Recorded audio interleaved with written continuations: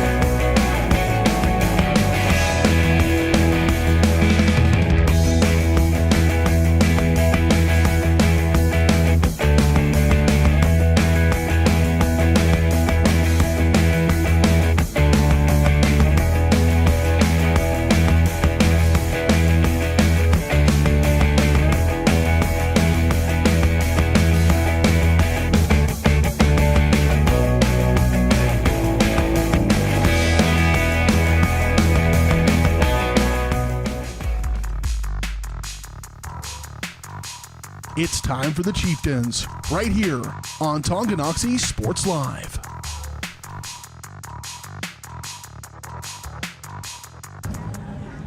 Good evening and happy Friday, everybody, and welcome into another broadcast of Chieftain football here on Tonganoxie Sports Live. Dylan Funk alongside my partner Dennis Drennan in the booth here at Beatty Field as we are ready for a Week 3 matchup between your Tonganoxie Chieftain and the visiting Paola Panthers. And partner, couldn't ask for a more beautiful night for some Friday Night Lights. How about it? Oh, yeah, it's a beautiful night. Currently, it's around 82 degrees and partly cloudy. There is, however, a slight chance of some rain a little bit later on, but hopefully we'll be able to get the full game in. Yeah, absolutely. Something to definitely keep an eye on is the impending weather. As you can see, the flag out there out in the back of the end zone. Again, huge shout out to the Tonganoxie Fire Department for coming out and rigging that up every single home game each Friday night.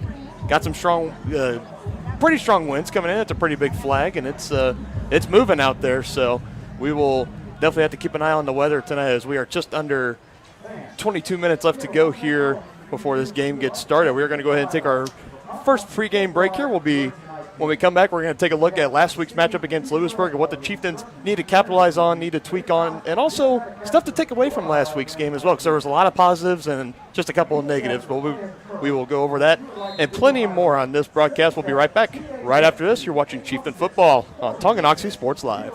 At Kansas Insurance, we know one size doesn't fit all. In fact, our whole mindset is based on customized policies for you and your families. We're local, and we do what we do because we care about you. Think of us as brokers for your insurance needs. Working with Kansas Insurance gets you the award-winning service and attention to detail that only an independent agency can provide. All across Kansas, we're here to help you manage and plan for all types of risk. Contact a local agent today. Kansas Insurance. Local, independent, serving you. A great collision on the field? Awesome. An awesome collision on the road? Not so great. If that bad play does come your way, take your car to S&S Body Shop in Tonganoxie. S&S has been the area's premier auto collision repair center since 1972, working on all makes and models, glass replacement, bumper repair, fiberglass and plastic, color matching, and more. Plus, they work with all insurance companies. Get your ride back in the game. Learn more at snsautoandbody.com or call 913-369-3193.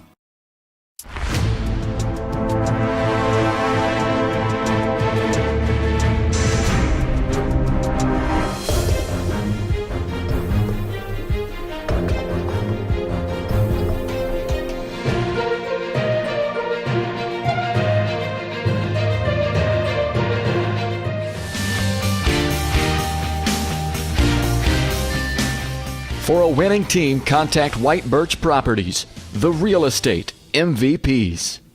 Shop local and save at Brothers Market in Tonganoxie, where we treat you like family. Brothers Market has great everyday deals throughout the store. Enjoy fresh cut steaks from the meat department, the freshest fruits and vegetables from the produce aisle, and savor the flavors from the bakery. Check out their weekly ad to get the best deals on what you need. From apples to aspirin, Cool Whip to cool crisp lettuce. Brothers Market, open daily.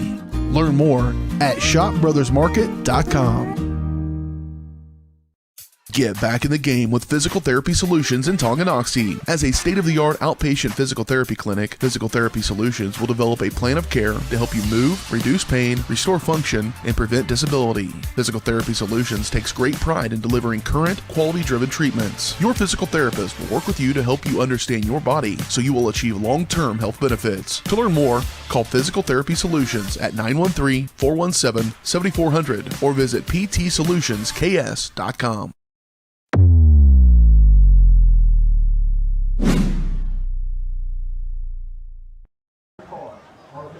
Welcome back here to Beatty Field. And folks, our presenting sponsor tonight is Kansas Insurance. At Kansas Insurance, you'll find personalized coverage designed for you. As an agency, they believe in taking time to issue personal care and attention to each individual client. To see how Kansas Insurance can help you protect what matters most, call 913-369-6600 and partner at this portion of the pregame show. Let's travel back 7 days ago to the game at Lewisburg. Quite frankly, and I believe Coach Troyer would agree with us on this, a game that Tonganoxie should have won, but it was just kind of one of those quirky things where it just came down to a play here and there and a couple of inches, and it ended in a heartbreaking 34-28 loss in overtime to the Wildcats. Yeah, no question about that. And it's one of those games where you look back and you identify at least three different times you could have put the game away. 4th and 1 on the opponent's in the opponent's red zone. All we needed was to pick up a yard, and we could have gone into victory formation, got stuffed, and unfortunately gave up a tying touchdown and ended up losing it in a heartbreaking fashion in overtime. So hopefully the boys can bounce back this week, put that behind them, and come out strong against these Paola Panthers. Yep, exactly, and that's exactly in this game of football. We say it a lot. You just got to have a short-term memory. You got to put last week behind you, and I'm sure Coach Troyer and company, when they got this team back here to Tongi, they had a good week's worth of practice, got some good prep in for these Panthers, and it should be a great game tonight. And before we move on from the Lewisburg matchup, I am going to say this one thing. I have seen a lot, and I mean a lot of scrutiny floating around online social media that are criticizing Coach Troyer's decision to go for it on that 4th and 1. Now, what needs to be remembered is, yes, we have the number 1 ranked kicker in the class of 2024 with us in Jackson McWilliams, and he could have come on for the field goal. He could have made it, and it could have made a 2-possession game, and the game could have been over. But you also got to remember is that he could have missed. Yep. And bad snap. A lot of things could happen. On the flip side of that, Tongi was running the ball really well in that second half, averaging about 4 or 5 yards a carry. You think on 4th and 1, right, you could just tell your big boys, give me a gap up front. I mean, hand it to Colton Brusman or Sam Clydesty. They could have picked up the first down easily, but it just wasn't meant to happen, and it is what it is. Games. Yeah, you hate to see it. It was a heartbreaking loss, but like I said, hopefully they can bounce back. As far as some of the keys, last week on offense, the Chieftains had a really good run running the Wildcat with Sam Clydesty, and that really made a change of pace for them, and I think it worked out well. Now, the other thing is, on defense, we had a lot of miscommunication in the secondary, leading to some big plays for the other team in the passing department. So hopefully that communication's been cleaned up this week, and we look for a much better performance. Yeah, absolutely. It should be a better performance tonight. It's going to be a great matchup. This Paola Panthers team's coming in pretty equal to Tongi, so it should be a great matchup all the way around. We are closing in 15 minutes left to go till kickoff. We're going to take our second pregame break. We'll be right back with more action right after this. You're watching Chieftain Football on Tonganoxie Sports Live. In Trust mobile app, you can bank from anywhere. Check your balance while you're waiting in line here, or transfer funds while you're here. Forget to pay that bill? Pay it from here. Don't cut your visit short to go to the bank. Make your deposit from here. And remember, you're always welcome to bank right here. Did you know First State Bank and Trust has donated over $112,000 to Tonganoxie schools? Every time you swipe your Tonganoxie Chieftain debit card, we donate. For more information, visit us at firststateks.com. Member FDIC. Midwest Chiropractic Center in Tonganoxie is ready to get you back to being the active, energetic person you want to be. Midwest Chiropractic offers a friendly and caring environment with the most comprehensive care for your chiropractic, rehabilitative, and fitness needs. Dr. Robert Shook and Dr. Daniel Haug at Midwest Chiropractic Center care about your health, and their approach to care proves it. To schedule your appointment, call 913-369-0022 or visit them at mwchiropractic.com.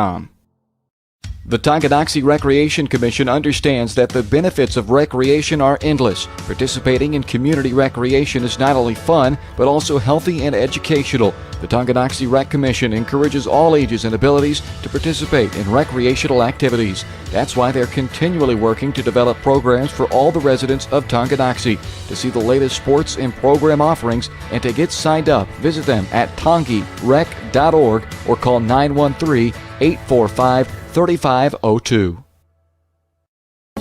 Wizard of Paws, now at their newly renovated location in downtown Tonganoxie, offers personalized pet grooming, doggy daycare, dog obedience, and socialization classes. At Wizard of Paws, your pet will get a one-on-one grooming experience, ensuring they return to you quickly and looking fabulous. And their new facility offers amenities and space that is doggone amazing. Call Wizard of Paws at 913-416-0255 or visit their new location at 406 East 4th Street in Tonganoxie. Learn more at wizardofpawspet.com. Forward-thinking fashions and fashionable formals. That's Jeannie's Formals Fashions and Boutique in downtown Tonganoxie. Jeannie's is Tongi's dress shop with the perfect style for your upcoming formal event, including tuxes. Jeannie's also has a huge selection of Chiefs and Chieftain gear, kids apparels and toys, graphic tees, sublimated tumblers, and more. Stylish apparel in sizes from juniors to 3X. Stop by and see the girls at Jeannie's to get the latest fashions first. 520 East 4th Street in downtown Tongi, or on Facebook at Jeannie's Formals. So we're buying a bigger home. A 4-bedroom, but, with room to grow. Your ocular cavity is malfunctioning. Because we want kids. Calculating offspring life insurance. No, wait. We only have a cat. Calculating farm insurance. Is there somebody else who can help us? Only a human who knows you can create a plan that's right for you. That's why for 80 years we've built relationships first and plans second. It's your future. Let's protect it. Contact Farbeer agents Tex Vandervoort and Jerry Sanders in Tonganoxie today.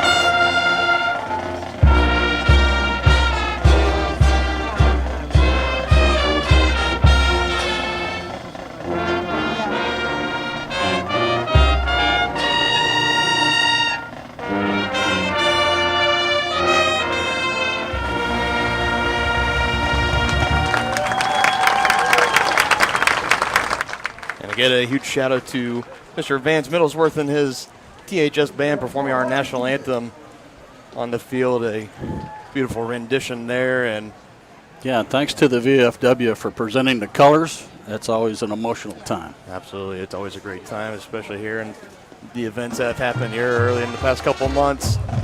It's always a great time here. Beautiful Friday Night Lights atmosphere. And folks, we're now back at this time for our area matchups. And our area matchups tonight are brought to you by Team Tongi. Team Tongi has been helping Tonganoxie families facing serious health and medical issues since 2009. Team Tongi also partners with other community organizations to provide assistance. To learn how you can help, visit teamtongi.com. A partner, let's get right on into it. Let's look around the Frontier League, see who's facing who. And Piper coming off a great game last week against Eudora. They are hosting the Leavenworth Pioneers. And that same Eudora Cardinals team going on the road, they are at Bonner. Spring Hill Broncos, kind of I don't know if you call them a surprise or not, but they are obviously the front runners here in the early goings. In the Frontier League, it's not going to get any harder for them tonight as they're on the road and they're going to be facing Ottawa at Steve Grogan Complex down there.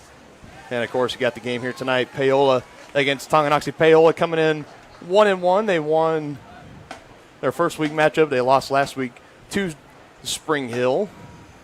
And, of course, Tonganoxie still looking for their first victory of the season. It's been a little bit of a slow start for Al Troyer's team, and that's not something that has been very common here in the past couple of years, but if there's one thing I know for sure is that this coaching staff here, it's a great coaching staff, and they always get their teams ready to bounce back and always get them prepared for the next week. And, for the rest of the schedule outside of maybe Spring Hill, that'd be the homecoming game coming up in about a month or so.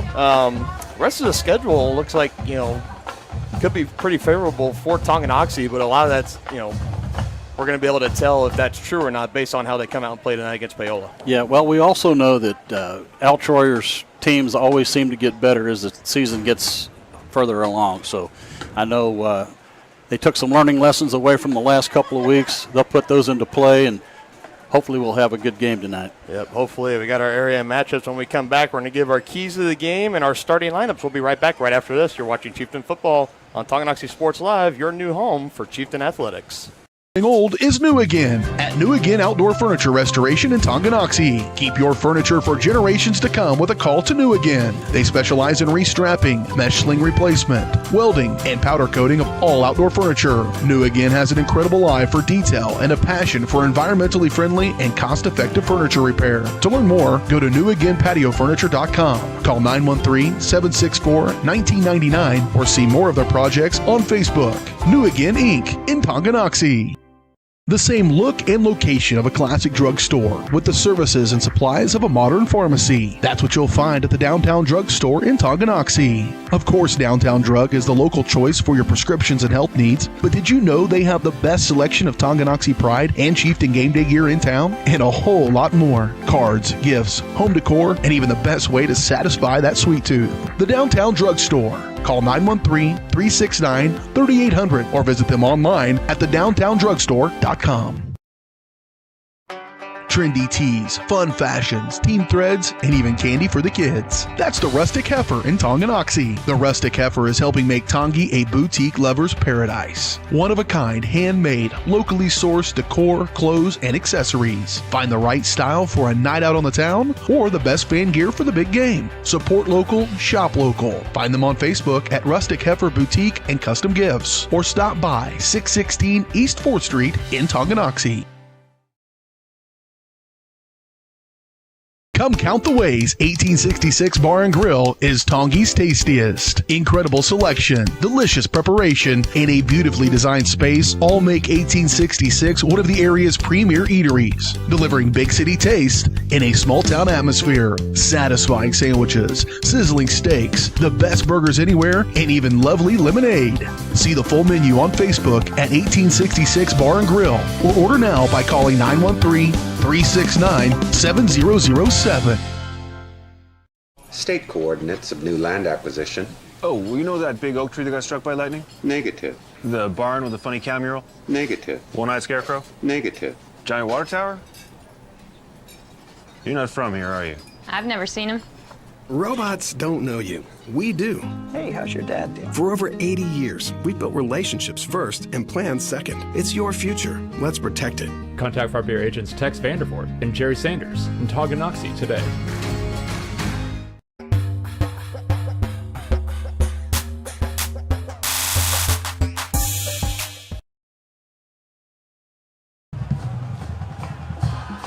And welcome back to the S&S Body pregame show. Since 1972, S&S Body Shop has been the place to go to in Tonganoxie for auto body and repair work. Get your ride back in the game. Learn more at snsautoandbody.com or call 913-369-3193. And again, we are live here at Beatty Field. We are getting very close to 5.5 minutes left to go to kick off. So, partner, no more time to waste. What are the keys to the game for tonight's game for the Chieftains if they want to come out victorious?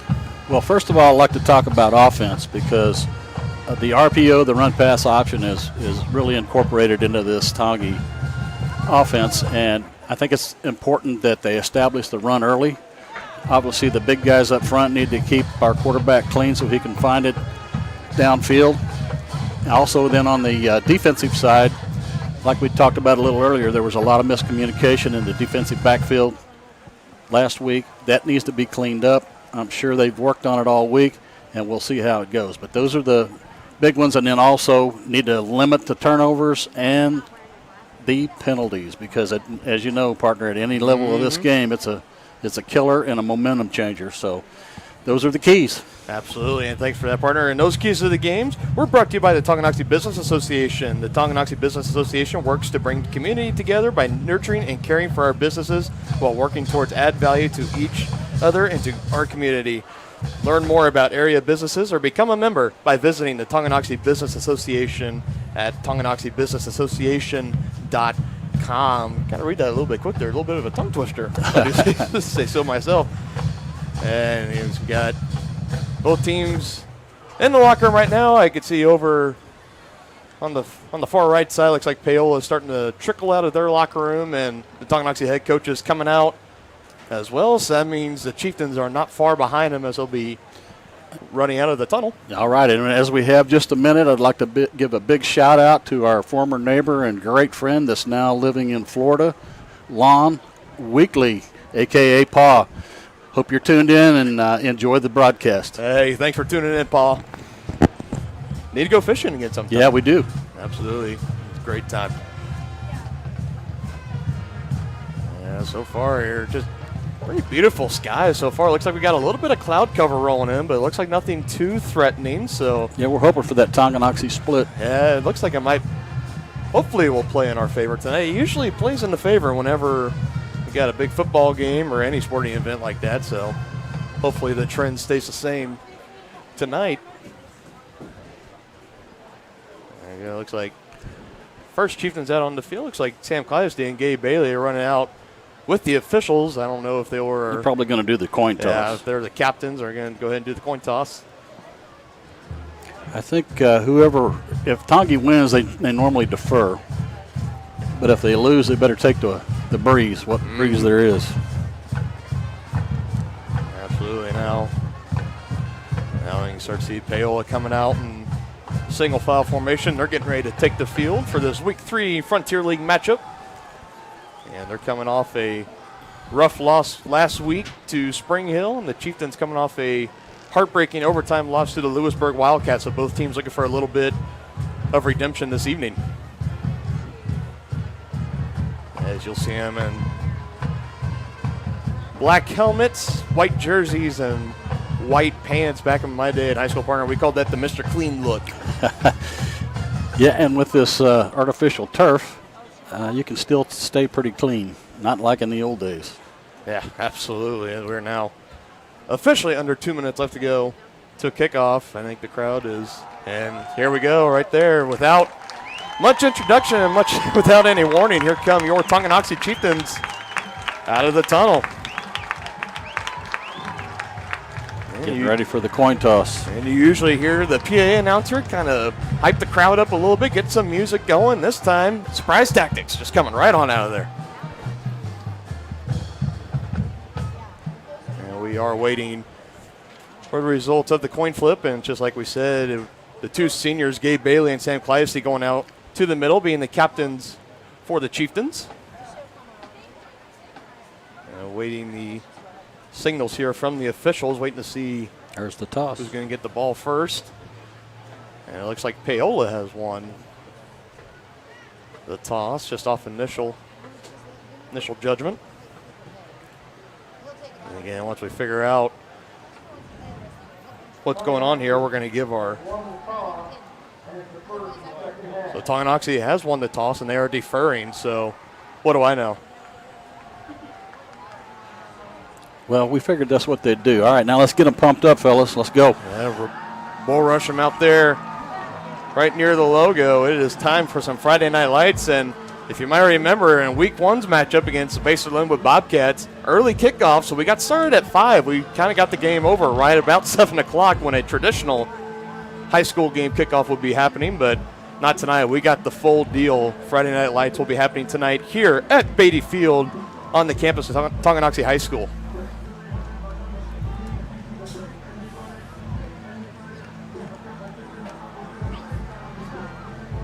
We are now anticipating Paola is going to be getting out on offense first. Tonganoxie has been sending out their defense first. First, let's give our starting lineup to our visiting Paola Panthers on offense. So their quarterback's going to be Trey Mawala, running back Giovanni Blackie, fullback and tight end Caden Ramey. Wide receivers are Logan Newkirk, Maxwell Douglas, and Christopher Lois Fast. The linemen from left to right, Dalton Pysick, Cale Murdoch, Cody Hendrickson, Eli Richmond, and at the right tackle slot, Grant Solano. So that will be the starting 11 for this Panther unit as they come out on offense. Yeah, it'll be interesting to see what Tongi does here. They got burnt on a couple of long returns last week. Yeah, see if they go back to the pooch kick. Yeah, we will see what happens. And partner, you know just as well as I do, people always ask Coach Schroer, why do you guys always pooch it? Always give them field position at like the 40, 45-yard line. Well, we saw it a couple of times last week. When you kick it deep, you give them a chance for a better return. And Lewisburg was pretty close to making a house call on a few of those. Yeah. Well, the Chieftains do have the breeze to their back right now, so I don't understand why Paola didn't take that since they had the option, but I don't know. We'll see how it plays out. Everybody has their preferences. Again, head coach for the Panthers, Mike Dumpert.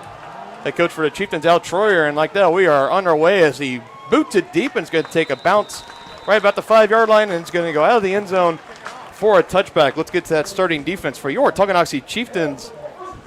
You got Jesse Young and Sam Clydesty will be in the defensive backfield. Free safety, number 23, Wyatt Harris. Strong safety, number 6, Gabe Bailey. You got the corner, number 19, Jordan Williams. 2 linebackers, number 44, Devin Schpleichel, and number 16, Colton Brursman. Defensive end, number 25, Andrew Culvert. And another defensive end, number 78, Logan Blacardi. Blancardi. Thank you, partner. And then 2 D tackles, Aiden McIntosh and Connor Brew. And here we go.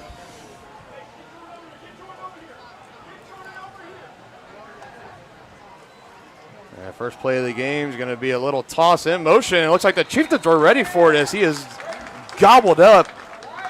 Short game. Right near the line of scrimmage. That was Landon Taylor, number 10, who got the handoff. And it looks like he might have. I know they're actually going to say he gained about a yard and a half. He gained a couple on that. It looked like he was.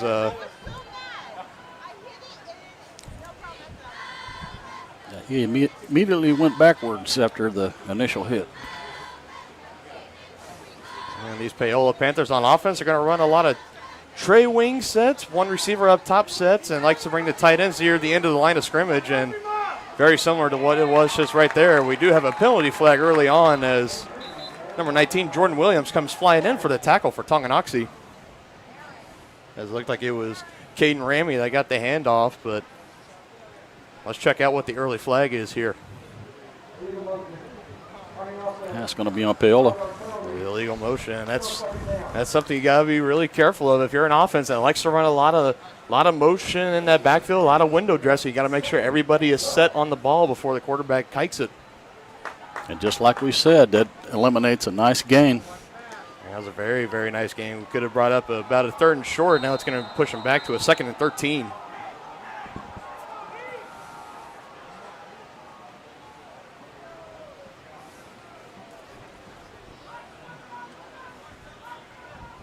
While coming to the line, seeing what the defense is giving him, and he checks back to his coach on the sideline, gets under center, and fakes the handoff. It was actually a direct snap. That was number 13. Oh, yeah, that's Moala. That looked like a quarterback keeper. I'm thinking of number 1 from last year. That's Giovanni Blackie. He was a stud running back for the Panthers. They're going to call that gain 3, and he's going to bring up a long 3rd and 10 to go here from the 20-yard line. Quick flicker near side, gets a stiff arm, and he's not going to get much more after that. As Sam Clydesty is right there to meet him near the sideline, and Rami gets forced out of bounds after about pretty good. Looks like it's going to be a 4th and 1, 4th and 2. Yeah, 9-yard gain. Yeah. Let's see if they're going to go for it. Looks like they're going to keep the offense on the field. Absolutely. Looks like they're going to roll with it. Chiefs need a big stop, or Chieftains need a big stop right here. Like Mola trying to go with a hard count there, and Chieftains not jumping offside. That's got to be an encouraging sight there for the Chieftains, and looky there. Calling the bluff on Paola, forcing them to call the timeout here. And again, the defense coordinator, Matt Bond, going out onto the field, talking to his team through. It'll be interesting to see if Paola comes back out, maybe see if they actually do run a play, or if they come out in punt formation. Yeah, we'll see. Or maybe they give it to Mawali, he rolls out, and if he sees nothing, he just kind of pooch kicks it away. Yeah. Interesting. I mean, we saw it a lot with Lewisburg last week. Very aggressive on fourth down. They were not afraid to go for it. Well, that went both ways. The Chieftains went for several fourth downs, too. Well, initially it looks like they're in punt formation, but we shall see. And Sam Clyde being sent back for the Chieftains, just in case his heels are going to be pretty close to the 35-yard line. Again, it is 4th and 2, so. Yeah, they need to keep him honest, though. That'd be interesting to see here, and he does. He punts it away. Clyde running over. He grabs it, and he trips down to the turf, but is able to secure the ball, so the Chieftains are going to take over inside the 40-yard line. Yeah, pretty good field position. Yeah, we talked about that in the first week's matchup. The Chieftains were seemed like poor field position all night long. Yeah. Yeah, against Baser Linwood, I know words. Yeah. Against the Bobcats, yeah. I mean, outside of the first drive of that game, which was the Chieftains' only scoring drive on the touchdown, they were in the field position game. They were just way behind all night long, and here we go. Here, Chieftains' first play from scrimmage. Looks like it's going to be held for a minimal gain. Real quick, let's get to those offensive starters. The quarterback, the sophomore, Trevor McGraw. Running back, Colton Brusman. Wide receivers are Jesse Young, Sam Clydesty. Tight end, Andrew Colvert. And the third wide receiver, Isaiah Holtis, as Coach Roy made a couple of typing errors when he gave me this. Oh, no. Bad snap. And Chieftains going backwards, not the place that you want to go here. And well, he did the right thing in covering that up, not trying to pick it up and make a bad play even worse. Almost a loss of 10 yards, nearly. Probably about a loss of 9. Those are the kind of mistakes that can bite you. And we're just rounding out real quick here. Blancardi, Leaper, McIntosh, Brew, and Jones rounding off that starting offensive line for the Chieftains. And definitely probably a passing down here as McGraw takes a snap, and he's immediately feeling the pressure, and he's just going to have to roll out and bounce it off the turf right in the area of Jesse Young, so there's no intentional grounding, and that's a quick 3-and-out here for the Chieftain offense.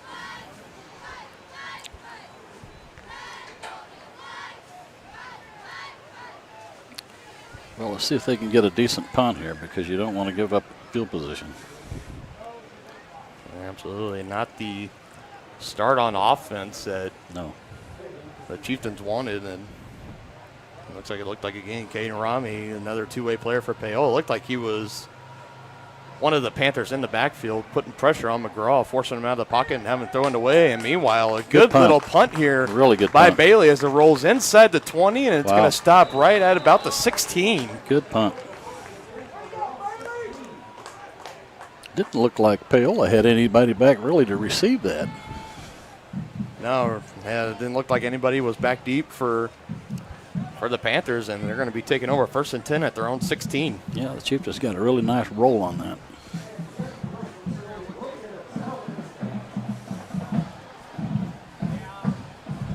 So here come the Panthers coming out for their second drive of this first quarter. First drive had a couple of big plays there, but again, as we talked about, penalties coming back to bite them, as this time finding a gap along that right side. Looked like that was number 10, Landon Taylor. It looks like he took it out for about a gain of about 5 or 6.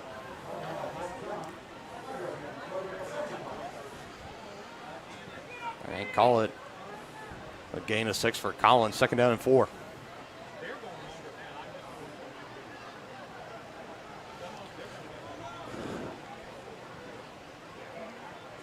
Wonder under center, gets a snap and pitches it right back out. First down and more, getting near midfield. And all the way down to the 35-yard line, Caden Rami. Yeah, Caden Rami, a huge play there, breaking it off huge. Yeah, on that right side. Got to have your defensive end stay at home there. It's like maybe you got sucked inside. And I'm not sure maybe if Paola saw something, because you see a lot of times with the Panther offense, when they get set on offense, they'll kind of act like they're going to run a play, and then they stop, and they're doing exactly what they're doing right now. They all look over to their sideline and maybe trying to get another play. So I don't know, maybe if they saw something they liked to go with that specific play, but nevertheless, it's got Paola in Chieftain territory for the first time this evening. Now Moala faking the handoff and taking it himself, and he's going near the sticks, and I think he's going to be out just a yard shy of the first down. But another good gain on that side.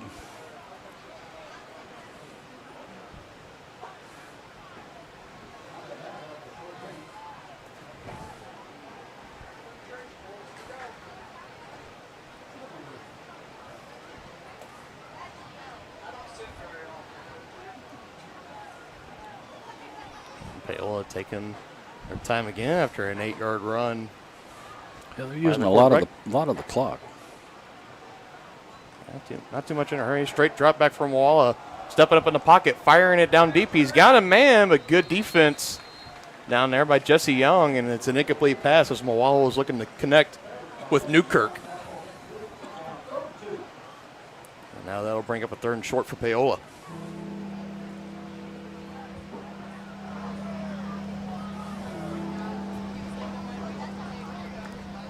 Chieftains would like to have a stop here.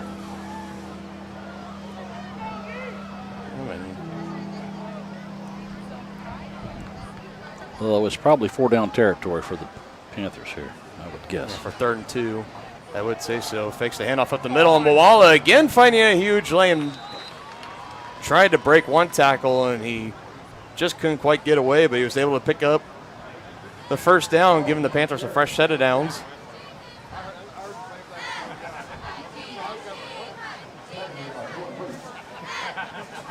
Looked like a good 15-yard run.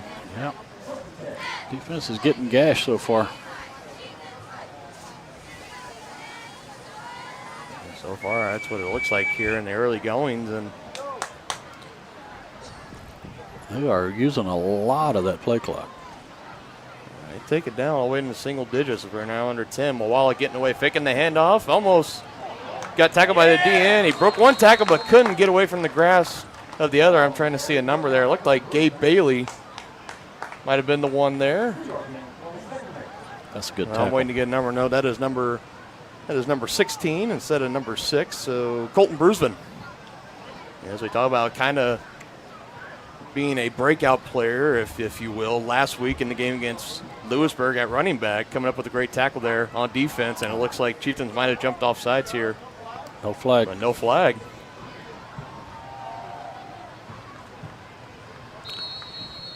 Yeah, up the middle for about another gain of 5. Yeah.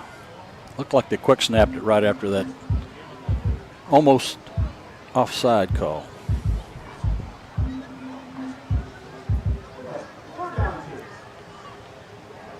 Yeah, another 3rd and short here. Ball at the 10-yard line. Panthers in the red zone. And, yeah, partner, you just got to think this is 4-down territory. Oh, so yeah. the Chieftains are going to try to really make a stop here with only 10 yards of real estate to give up. Handoff up the middle to Ramey. Not much there, but. And I think he might have just gone to the first down line, and the officials are giving it to him. That's first and goal. He got there for 3.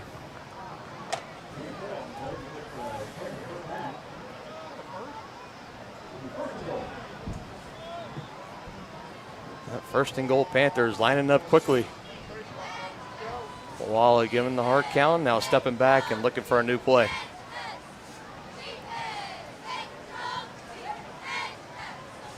Now he gets to fix the handoff again, going left side. He's got an opening, dives for the end zone. They call it a touchdown, but we got a couple of flags on the field. Let's see what the call is. I just got to say, this is good vision so far here. Good awareness on the field by I don't know if he's reading the defensive end or the mic backer, but he's making the right call so far. And a huge play. Yeah. Potential touchdown play getting called back for offensive holding. Yeah, when you have a penalty that takes points off the board, those are the worst kind. Chieftains have to be very happy on that one. Is it going to move the ball back to about the 12-yard line? That's what they're saying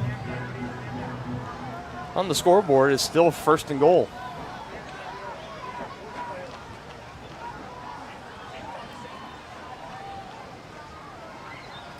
The 10th play of the drive coming up here. Moala taking the snap, faking the handoff, now rolling out right. Throwing the pass, looked like it was just a little bit behind his receiver as he was open, incomplete. First sight, it looked like number 4, Maxwell Douglas.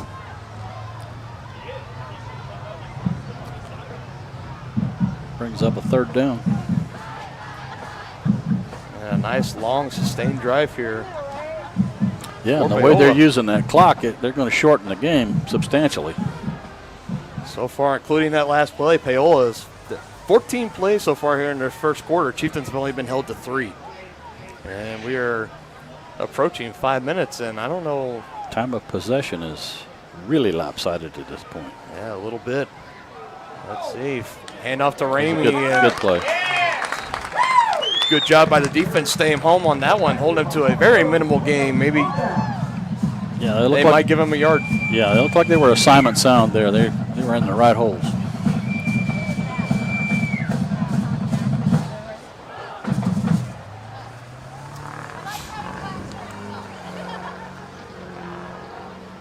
The 12th play of the drive here coming up for Paola, and a potential touchdown run by the quarterback Moala, called back by a holding call. Now facing 3rd and long here as he throws it towards the corner of the end zone. There's another flag down on the play, and would have been a spectacular over-the-shoulder catch, but the officials are going to call it incomplete. But let's see what the flag is for. It looked like it was coming out of the secondary. Defensive holding, maybe. Sideline warning. Tonganoxie. It's a sideline warning for Tonganoxie. We had one of those last week, too. Lewisburg had the sideline warning last last right. week. Yeah, And now, you're right, partner. And now the Chieftains and the coaching staff, as you can kind of see them there at the bottom of your screen, that's Al Troyer, Matt Bond, and Preston Troyer.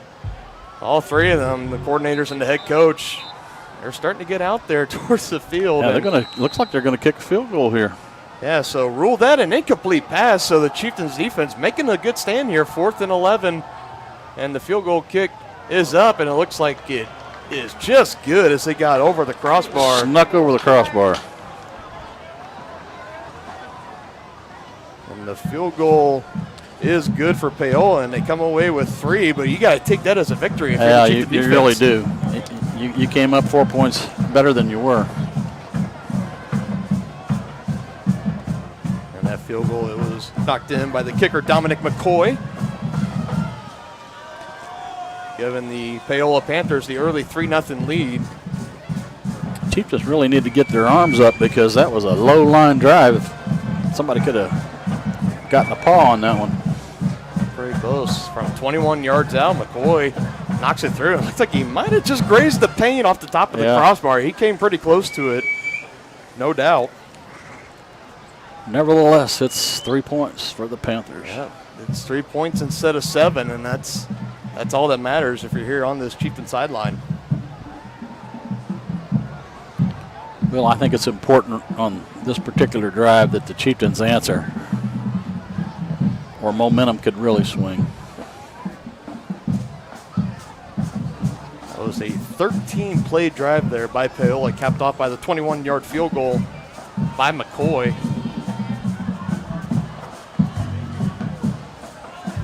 And chewing up about 4.5 minutes off the clock. They got it with 8:45, and they're kicking it off now with 4:16 left to go. A little squibbler, and it's going to go into the hands, I believe. Looked like Wyatt Harris was the one that brought it in, and it is. Thank you to the PA for confirming for me.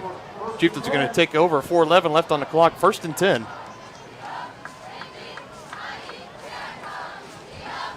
Waiting to see where they spot this ball. Looks like it's going to be right at the 27, 28-yard line.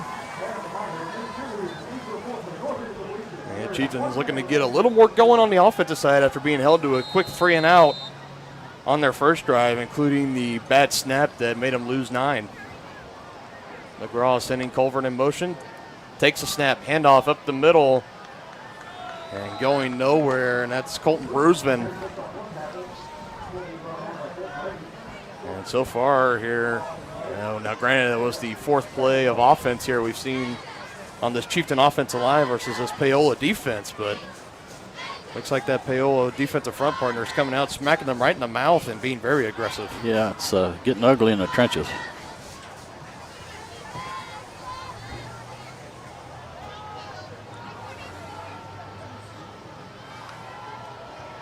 Brusman actually lost a couple of yards on that. So on the rebound, McGraw faking the handoff, throwing it downfield. Couple of Panthers were there. It's going to fall incomplete. Nearly picked off. McGraw was looking for his intended receiver, Isaiah Holthouse.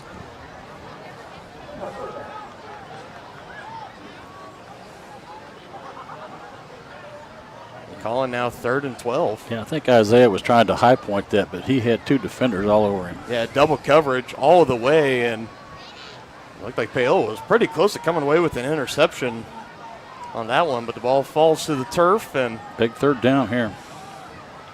Yeah, Chieftains need to try to get some momentum going here on offense. McGraw calling for it, and I think we're going to have... I think it's going to be a false start. No, because looks like the defensive player right here on the near side, I'm waiting to get a number. I don't know if that's number... I believe that's number 9. I saw number 9, Leighton Moore. I think they're calling it on the tight end. Isaiah.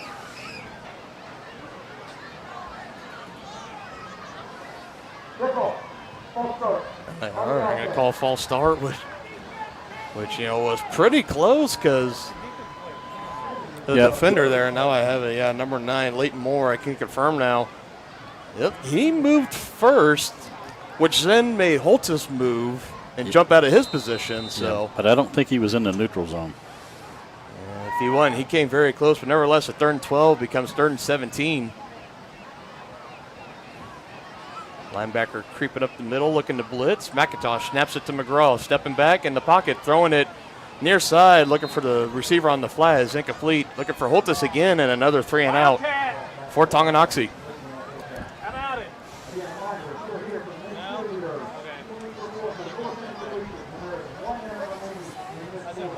Hopefully he can get another good punt.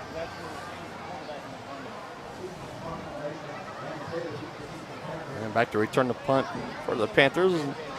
Looks like it's Landon Taylor. As Bailey looking for another good punt here. A little bit of a more line drive, but still going to roll inside the 35, and it's going to stop right at the 35. So another pretty good punt here by Gabe Bailey. Panthers still going to have good field position here at the 35. Yeah, the old field position game is coming back to haunt them again.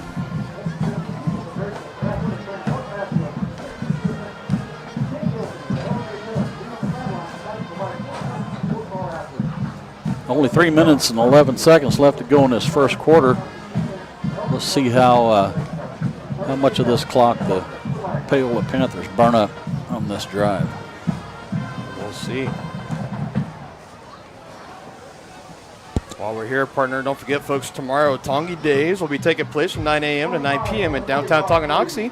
Tongi Days is going back to its roots. There will be craft vendors, kids games, a rock wall, petting zoo, food trucks, a car show, live bands, and street dance. It's going to be a lot of fun. You don't want to miss it. Again, that is taking place tomorrow, 9 a.m. to 9 p.m. And the Panthers coming back out on the field. Mawal is going to hand it off to Ramey. And again, another good gain in about 5 yards.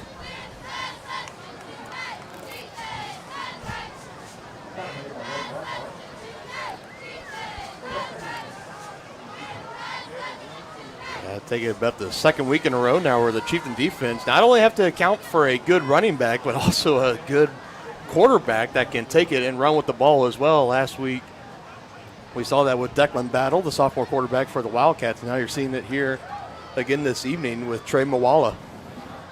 Hands off right up the gut to Ramey, and again, another good yardage there. Looked like he picked up just about 3. Yeah, it's going to be 3rd and short. That's just old-fashioned smash mouth football right there, partner. Absolutely. I mean, just running it right up the middle, right between your guard and center. I mean, they are creating some holes back there for Ramey. And Mawala under center again. Having the hard count. Yeah, they're burning that clock. And going quick at it again, and right up the middle, and plenty for a first down. Yeah, sometimes they're going with that quick snap once they go out of that situation where they're looking to the sideline. He just walks up and the ball snap. Catching the Tongi defense not quite ready. Yeah, for the second time this evening, kind of catch them napping there at the line of scrimmage. First down, Panthers. Off a run of 7, and now 2-back set. Taking the snap to Ramey again. First down and more. Getting right up to the sticks. He was a broken tackle away from making a house call on that one, partner. Yeah. And this is starting to get eerily similar to, I'm getting flashbacks to Zach Sizemore for the Bobcats here in the Week 1 matchup. Yeah, they're just gashing, getting big chunks on the run.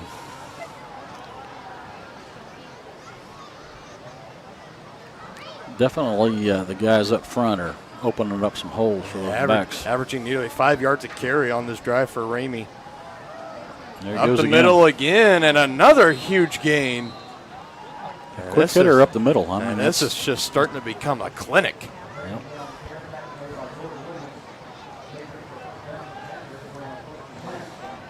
And as we discussed, it's under a minute.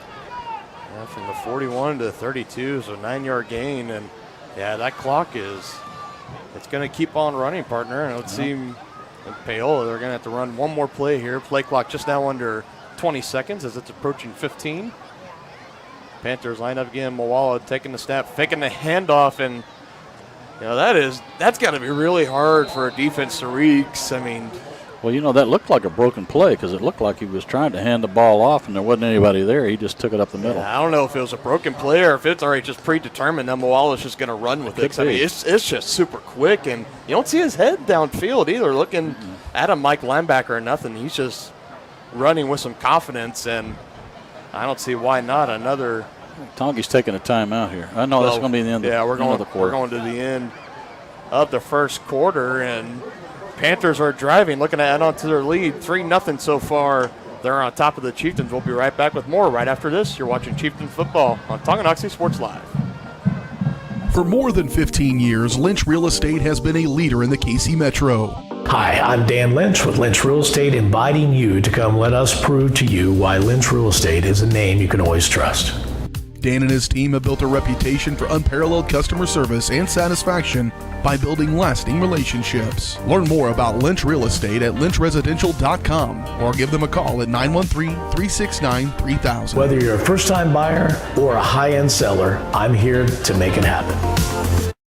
The same look and location of a classic drugstore with the services and supplies of a modern pharmacy. That's what you'll find at the Downtown Drug Store in Tonganoxie. Of course, Downtown Drug is the local choice for your prescriptions and health needs, but did you know they have the best selection of Tonganoxie Pride and Chieftain game day gear in town? And a whole lot more. Cards, gifts, home decor, and even the best way to satisfy that sweet tooth. The Downtown Drug Store. Call 913-369-3800 or visit them online at thedowntowndrugstore.com.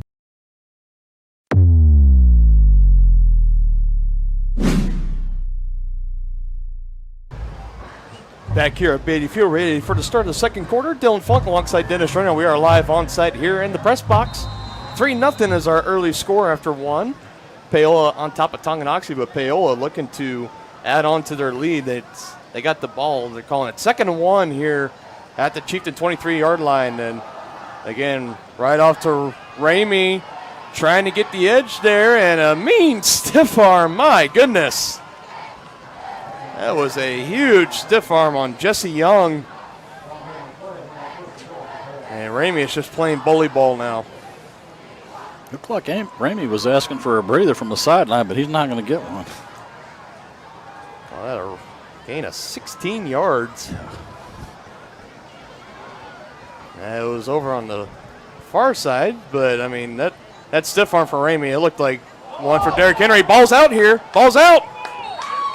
Chieftains acting like they have it, and this would be a huge deflating blow for the Panthers if they fumble it away here. That's no question.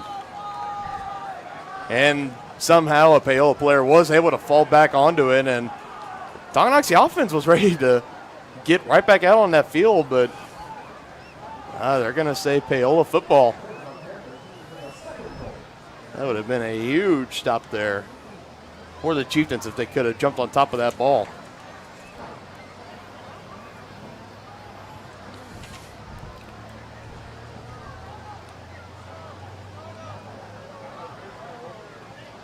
Line up to do it again. Paola, pitch out right side to Ramey. 10-5, touchdown Paola. Can't make it look much easier than he did on that drive, partner. A 7-yard touchdown run for Ramey, getting the pitch from Paola, finding the gap right on the right side. And he is in for the touchdown for the Panthers.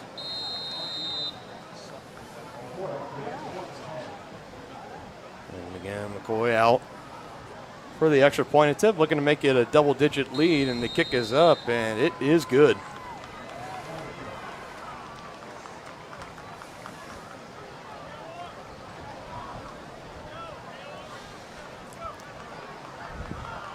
Kickoff return team now getting out there for Tonganoxie, and that was a Tonga coaches are trying to rally the troops here. And I see most frustrated here on the sideline, Connor Brew, and he's even jawing at the band that is trying to play the pep music, get him going here now.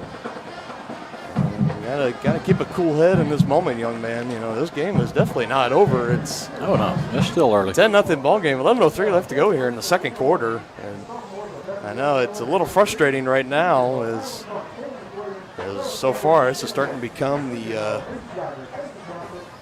Caden Ramey game.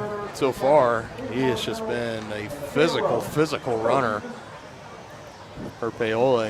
He did it all on that drive, taking it in. 7-yard touchdown run for himself, 10-0 Paola.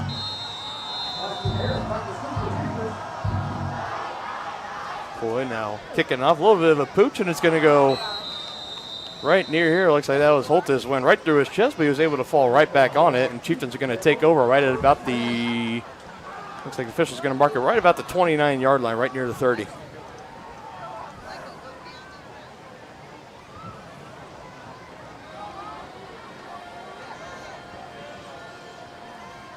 Well, the Chieftains need to be a little more efficient on offense here because Paola is eating the clock with time of possession.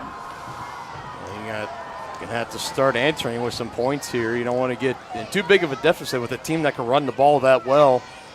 You're going to find yourself struggling all game, and Brewsman getting a handoff and looking to get a little bit of some room there, and right near the end of the play, looks like we got a flag up, as that looked like about a 5-yard run. Cooper Jones lost his helmet there. I'm not sure if it was illegal hands to the face or what. Oh, that'd be interesting to see, but you could tell, right, as Brewsman was being held up, you kind of saw the Tonga offense trying to push him forward and the Paola defense trying to push him right back. And that's what they're going to call a personal foul. It's going to be a face mask penalty, so add on another 15. To the end of the run, and this just might be the spark that the Chieftains need to really get going here. Yeah, it could be. Move it up pretty close here to about the 45. Beyond the 45, yeah, it's going to be the 50. It's going to be the 49. Yeah, all the way to the 49 of Paola. That's a big penalty. That helped. That definitely did help. Now let's see if they can get some sort of rhythm going.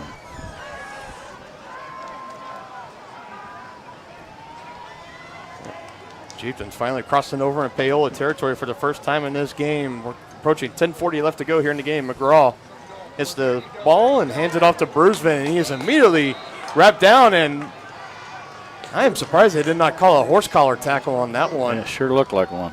That was very, very close. Looks like flying in on that one, number 80, Jonathan Earlywine. And he lost his helmet somehow. And I don't know. Preston Troyer, he is fuming at the mouth. Very frustrated for the no call on that one, and I tend to agree with him, partner. Yeah, it looked like a horse collar tackle, but, you know, it's only a penalty if it gets called. Yep. Brusvin in motion to the right side. Brusvin going that way. Finds a gap up the middle, and a good strong run there by Colton Brusvin. As he looked to get pretty close to the first down. He might just be a half yard short. That was a nice cutback. Yeah, he did a good job finding the cutback lane there.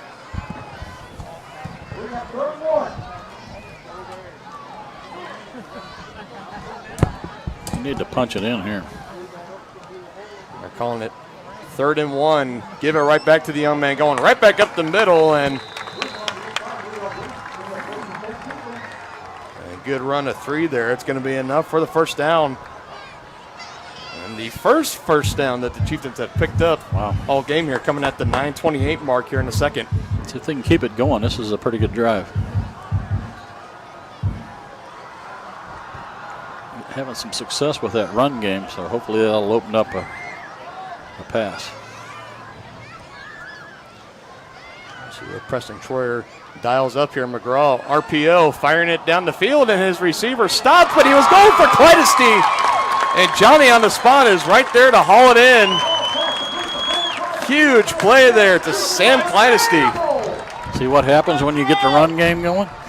Yeah, setting up the RPO. I almost thought he was going for Holtis on the far sideline, and I saw Holtis kind of cut back and he stopped, but I didn't see Clydesty. He got back there and he made the play. Gain of 29 yards through the air. McGraw to Clydesty. Chieftains looking to keep it going here. 2-back set, handoff. That looks like Clydesty in the backfield, and I think they're going to hold him pretty short here, maybe a gain of 1.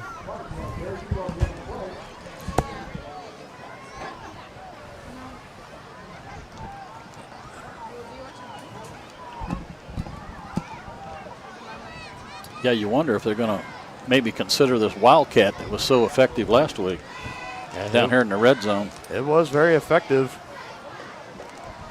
Yeah, I think that's kind of the Chieftains' offense. They were kind of starting to stale out there in the second half of that game. The Wildcat really got them right back into it, but they're going with the traditional back, and Brusvin again.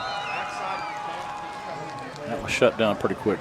Yeah, he had a running lane there, and it got pounced on by a pack of Panthers. This is a big 3rd down. This is 4-down territory. They've got to score here. Absolutely, I tend to agree, and I think they're going to say he was stopped at the line of scrimmage, so it's going to be a 3rd and goal to go. They're at the 6-yard line. It looked like Paola may have called timeout. Yeah. Looks like Paola did call the timeout. They want to talk some things over really fast. And folks, don't forget the Fire versus Police softball game will be Sunday, September 19th. So this Sunday at 1 p.m. come cheer on our police and firefighters during the annual softball game at the Tonganoxie Recreational Ball Fields.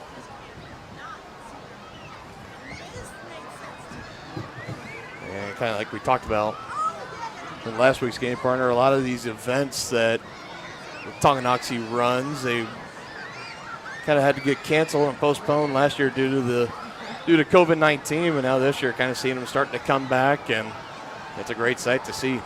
Yeah, no question. And it's really nice to see full stadiums again at both the college and pro level as well. And don't forget, here at the high school level, this is a pretty packed house here that we have. It's a good crowd. On the Tonganoxie side, the hometown coming out and supporting their boys, and they're definitely going to need their support here. Huge 3rd down play here. 3rd and 6. 7:39 left to go here in the second. 10-0 Paola. Tongi looking to cut into that lead here. McGraw getting the snap. Two-set drop back, firing. He's got Clydesty in the corner. Nice defensive Swatted play. away by the defense, incomplete, and again, good coverage. That's like the quarterback for Paola. Like you said, I see number 10, Landon Taylor, and number 13.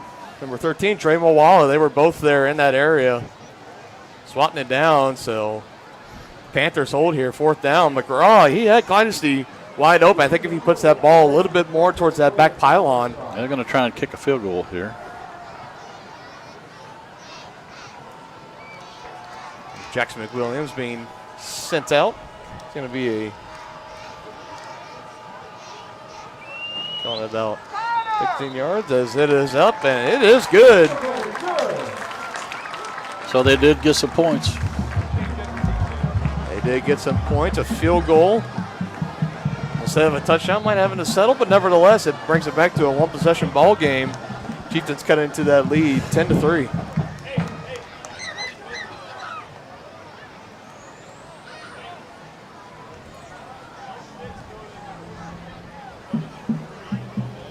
Yeah, just want to give a special shout out to all of our sponsors, including the Tonganoxie Public Library. The Tonganoxie Public Library offers a wide variety of services for the citizens of our community. Stop by and visit them at 217 East 4th Street or call 913-845-3281.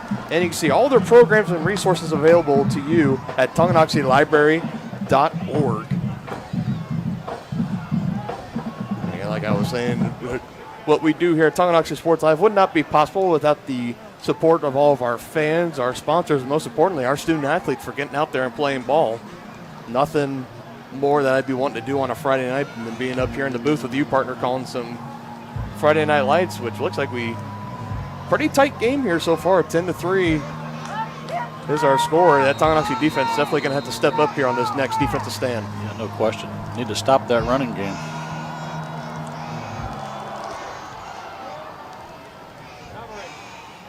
After making the field goal, McWilliams boots it away, and it's going to be a chance for a return here. And again, breaking some tackles there on the far side. And did I see a flag fly in?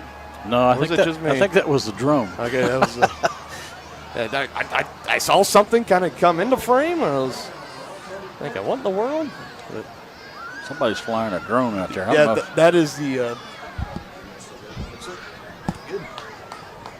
shout out to the Tonganoxie Athletic Director, Cody Wood, coming in and checking on us. He takes really good care of us. He takes really good care of us. He is a great athletic director for the Tonganoxie High School. And again, Mr. Farrar and everyone else involved at the high school, we want to thank you all, of course, for letting us come and let Tonganoxie Sports Live be the home for all things Tonganoxie High School athletics. And, well, it looks like he might have fumbled the snap there, but was able to give it off to Ramey, and again, about another 6-yard carry, it looked like. He's a horse. He's a big kid. Yeah. If anyone remembers the game from last year, it was Giovanni Blackie, number 1. Right. That was the bell cow running back for the Paola Panthers. And he got injured in the week 1 matchup, so the coaches, they decided to move Caden Ramey, who is listed originally on the depth chart as a tight end. They decided to move him back there at running back, and he has done really well in the first couple weeks in the season. They're saying, you know what, you're running well with it. He's a big fella. fella. Keep going. He's 6'3", 220, Yes. 230. Yeah, that's a very big boy, and there he goes again. Yeah. First down and more. Sidestepping. Huge gain. Ball's out. Well, I think the Panthers were right there to hop on it. And maybe a little bit of extracurricular activity. Yeah, looks like 44 punched him. Yeah, this is a punt. Now, you said 44? No, that's Ramey. So Ramey was on the ground, and Tongi guy wasn't getting up quick enough, so he punched him in the face mask. Let's see what they call here. It might be offsetting. Called it about a game, about 18, 19 yards on the run for Ramey, but yeah, like you said, partner, if they call this on Ramey, if it's a unsportsmanlike conduct and throwing a punch, that's an ejectable foul. It's going to be interesting to see how they call this, because that would be a huge blow to Paola. It would be. I mean, that's the source of their offense so far here in this ball game. Not taken away from anybody else, but, I mean, this has been the Caden Ramey show. I mean, here we so go. far, We're going to get the call. Personal foul. On the offense, 15 yards. Go!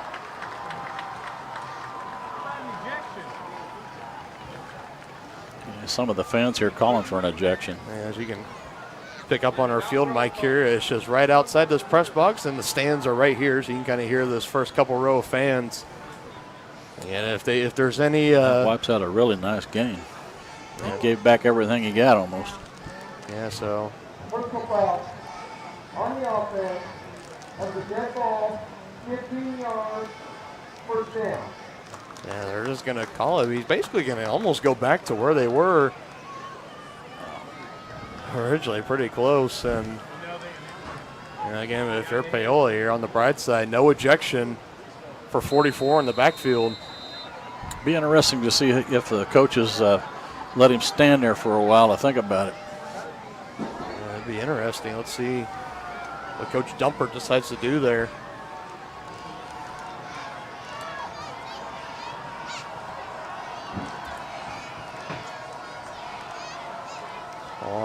Taking a snap, handing it up the middle, and still breaking away for a pretty good gain there. Waiting to get a number there. Looked like a, let's see, what is his number? 26. 26, number 26 for Paola. That would be Clayton Younger, 5'7", 145 pounds, sophomore running back. Yeah, big change from 6'3", 230. Yeah, absolutely.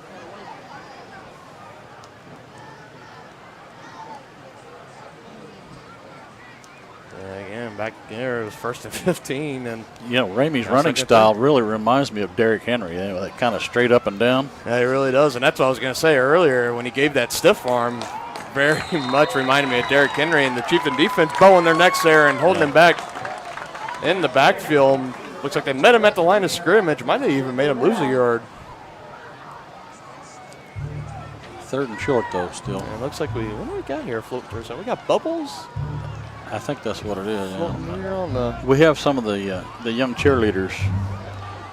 Grade school. Yeah, we do. We got. That's probably going to be the halftime act. Yeah, that's kind of one of the cool things that I've always liked here at Tonganoxie. The Chieftain Star team and the Chieftain Cheer team, they always usually invite a couple of the young ladies out. A lot of the girls in grade school and some in middle school coming out. They do a little dance at halftime. As Moala, running the option there and going right up the middle for a huge first down. It looks like a counter play is what they're running there. Yeah. And it's been effective. Yeah, counter. That's probably what I would call it too, partner. And yeah, it's been working to great success so far, moving the ball up to the 40. Ramey's back in there. All right, out of the penalty box, and let's see if he's learned his lesson. Hopefully for him, out of the coach's doghouse. Yeah, he might be hearing about that a little bit more at tomorrow morning's film session. And another bad snap. Yeah, bad snap. Maybe some early movement, but Chieftains holding Ramey right at the 1 yard for a 1 yard gain right at the 39-yard line. He's a big man. If there's one thing I miss about the Lewisburg press box right now, partner, is the lights. It's kind of We turned on the lights earlier. It was kind of giving a nasty glare off the windows. We cannot open them, so that's all right. We got enough light coming off the stadium lights. We can adapt and improvise. Yeah, we can see our notes and we can see my drive charts. We're all good here.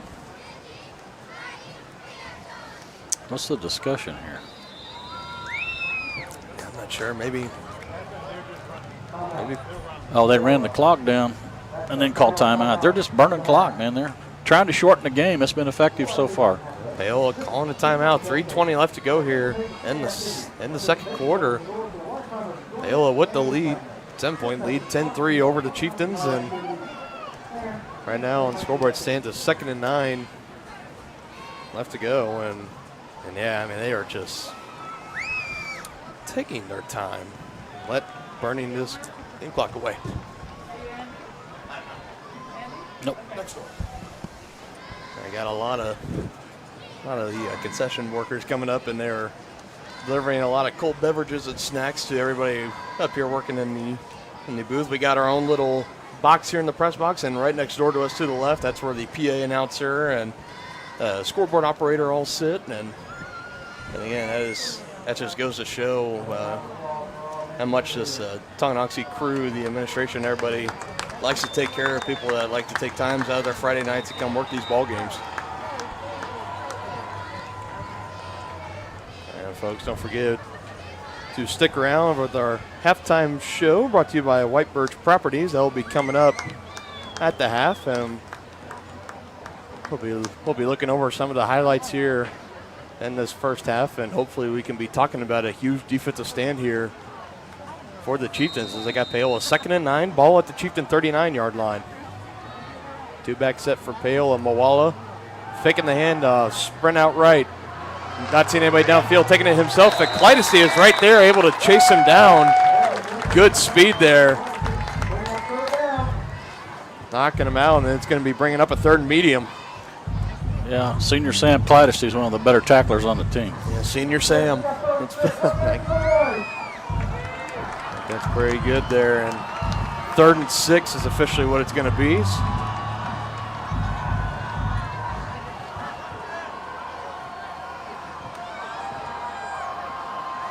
We'll see what the Panthers decide to roll here. Moala looking at his wristband, gets the offensive line set, gets the snap, fakes the handoff, and going right through the offensive line for a loss, but a flag here. And it kind of looked like the defensive line just kind of was crawling down on all fours, scooting through the offensive line, and I don't know if that's going to be a penalty or not.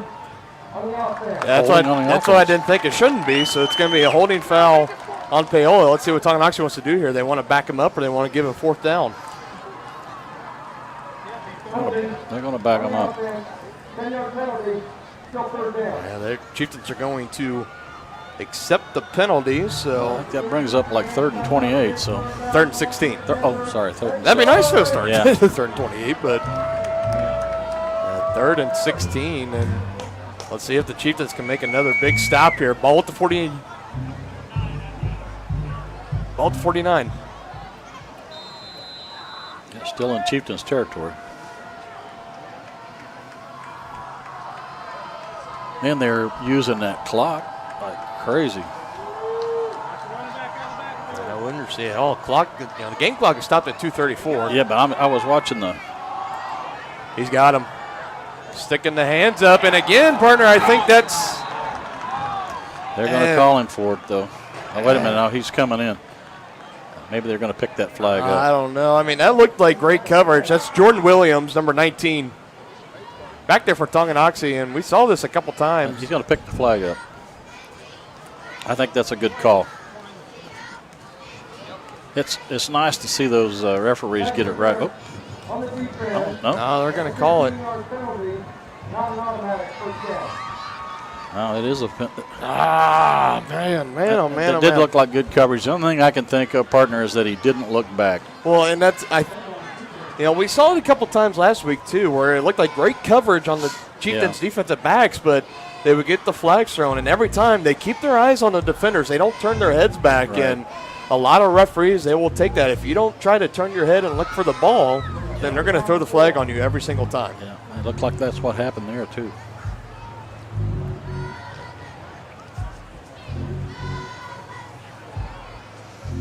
Oh, that penalty hurts a lot. And taking back a 3rd and long now. It's still 3rd down here, and I don't. Looks like they're going to call it about 3rd and 4, and quick pitch out to the left side to Ramey, and he's going to pick up the 1st down easily with about a gain of 5.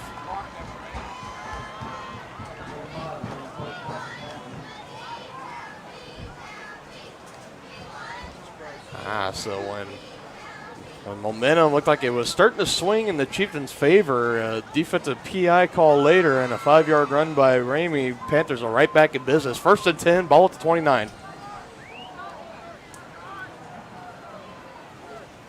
Trey Wingstead again to Ramey. Yeah, he is just running through, and finally Chieftains making somewhat of an effort there, and you got to be careful if you're Ramey there, because he just kind of gave a kick to that last Chieftain that was in on that tackle. I saw him kind of give a little kick there right around the ankle area, and this is kind of getting a little chippy. Yeah, getting a little chippy indeed, and Ramey's got to be really careful here. If he gets a couple of those personal foul calls, he could be ejected from this ball game.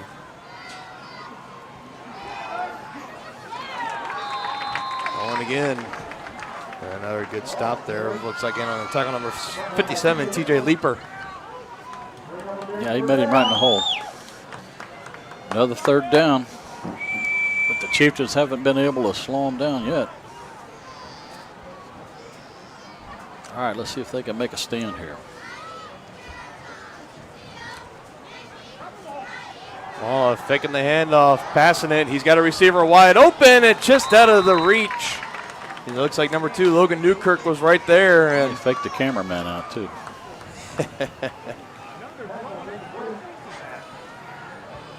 And back there and covered, I see Sam Clydesty for sure.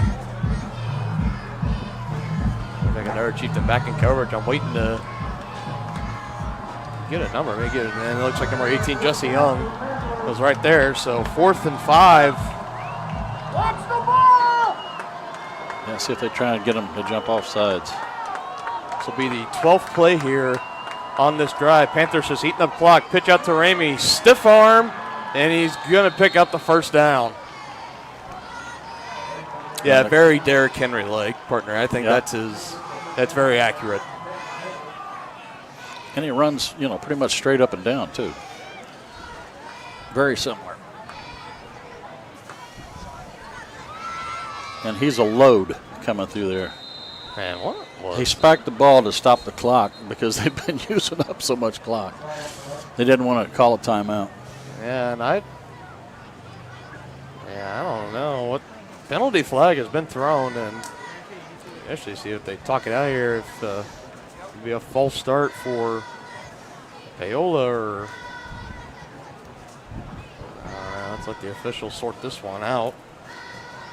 See what the white hat says here. Yeah, folks, with Halloween, it's going to be here before you know it. The Spooktacular will. So an illegal shift, so they're going to move them back 5 yards. It'll be 1st and 15 for Paola. But the Spooktacular here in Tongi will be taking place on October 29th from 6 to 8 p.m. on 4th Street in downtown Tonganoxie. Bring your kids and trick or treat on 4th Street. Sponsored by the Tonganoxie Business Association and your local businesses. With over 45 stops to trick or treat, it'll be fun for the whole family. Here we go here. White hat gives official countdown here. About 1st and 15. Mawala again looking to pass. He's looking for Newkirk again, and again just out of the reach as looks like Jesse Young and Jordan Williams were back there in coverage.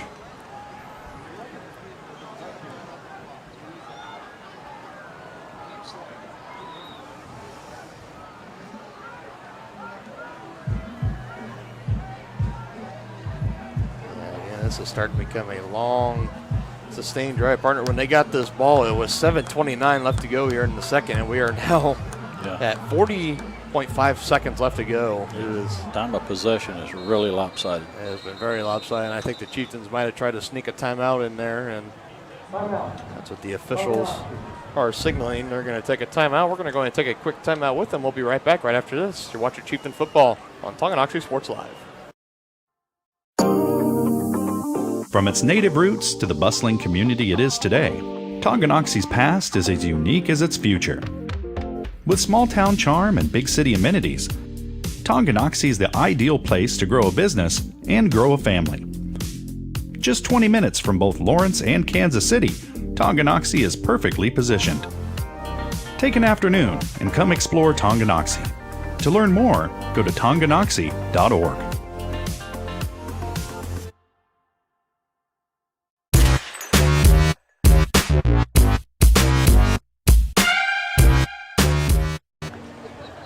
Back here at Beatty Field, Dylan Funk alongside my partner Dennis Drennan. 39.2 seconds left to go here in the first half. 10-3 is our score. Paola looking to add on as they have the ball at the Chieftains' 22-yard line, and they have had a long, sustaining drive here on this last offensive drive. And don't forget, folks, to stick around for our halftime show. It's brought to you by White Birch Properties. Realty executives will get more into that as both teams head into the halftime locker rooms. But let's see if the Chieftains can maybe make a hold. Wall again faking the handoff to Ramey. Got some pressure. Bailey looking to meet him in the pursuit angle and not able to get to him. Schleichel is right there to shove him out of bounds. And let's see where the official marks him. It looks like it's going to be right at the 15. So a good scramble of 7 yards for Moala.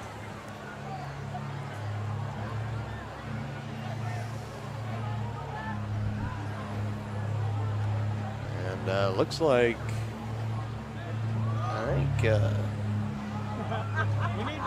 that's the. Well, they set the field goal kicker out there initially, Dominic McCoy, but the starting offensive unit is staying out there, so maybe they're going to try to give it one more go. And again, Paola, no timeouts left, so they're going to have to be very careful here. And the clock is running down here, and there you go. It's going to be a delayed game. I don't know if you think maybe they did that on purpose, or. I don't know. I didn't get that at all, partner. Kind of maybe a little bit of miscommunication on that Paola sideline, because we saw the field goal unit come out and then they ran off at the last second. That could be big for the Chieftains here. That if they get a stop here going into the half, that could be huge for the second half momentum. It could be. We'll have to wait and see. And the clock is now stopped. 32 seconds. Moala straight two-step drop back, firing, looking for Newkirk again, and he was falling back, and again, incomplete. So the Panthers have to pass it. They're not getting it done so far here, but the run game is definitely strong. That's going to bring up a 4th down. 26.6 left. Now they are going to try the field goal. It's going to be the 16th play of this drive, as the Panthers have taken up nearly 7 minutes off the clock, and the kick is up, and it is good from McCoy. A good field goal called from 31 yards out. That makes it a two-score game.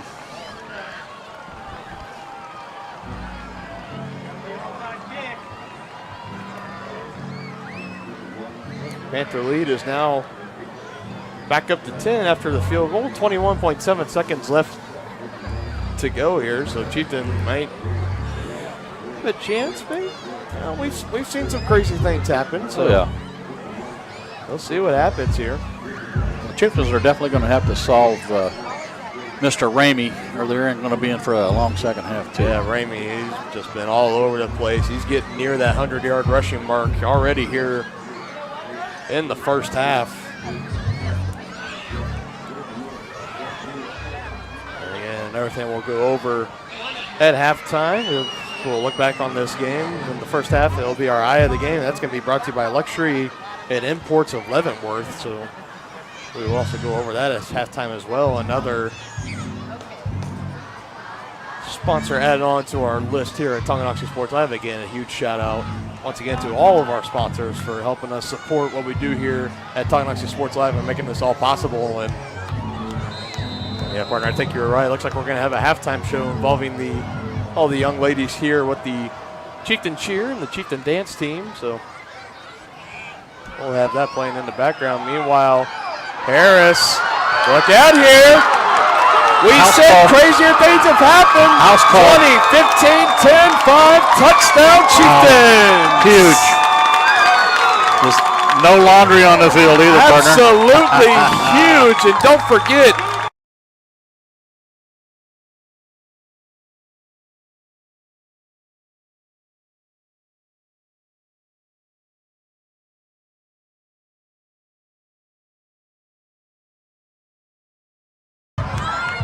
that was a huge play there.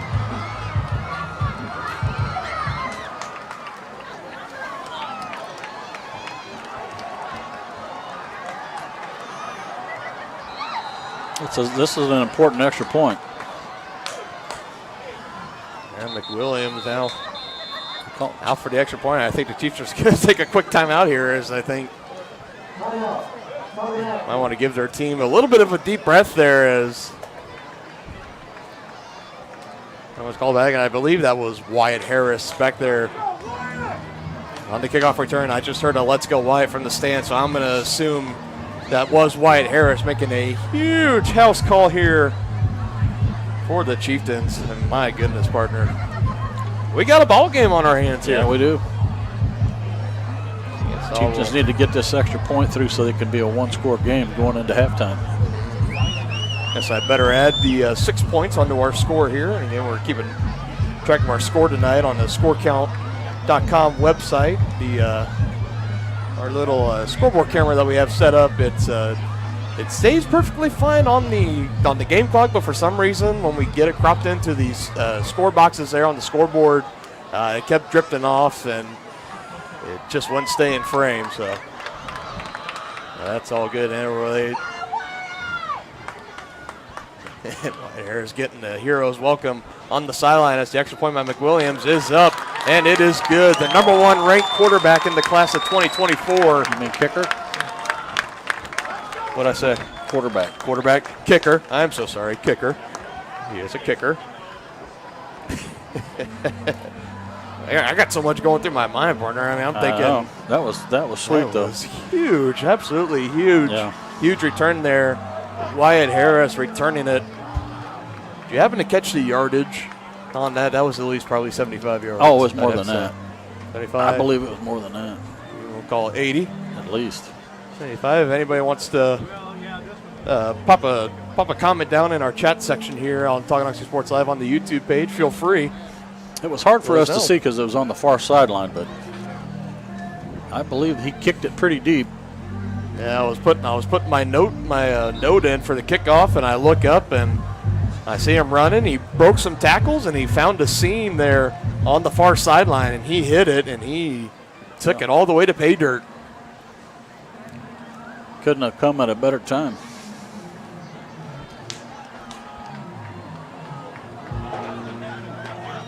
Now, it'd be interesting to see here with Al Troyer if he's going to squib or kick, and just about an in-between kick, as this one is going to be picked up and immediately brought down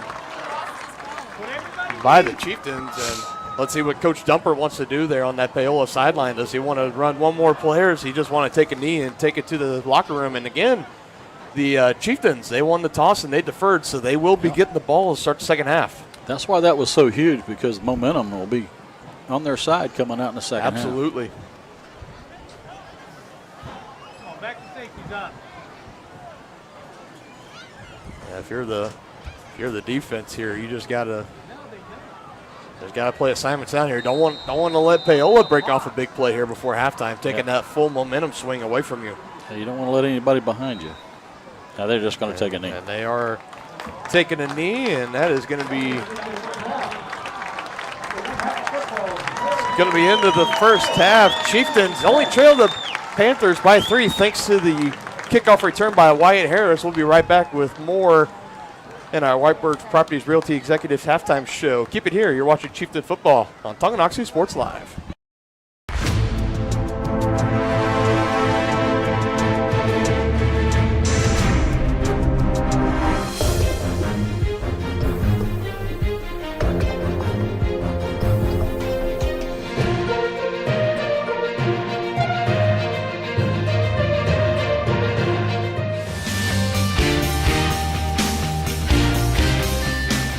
For a winning team, contact White Birch Properties, the real estate MVPs.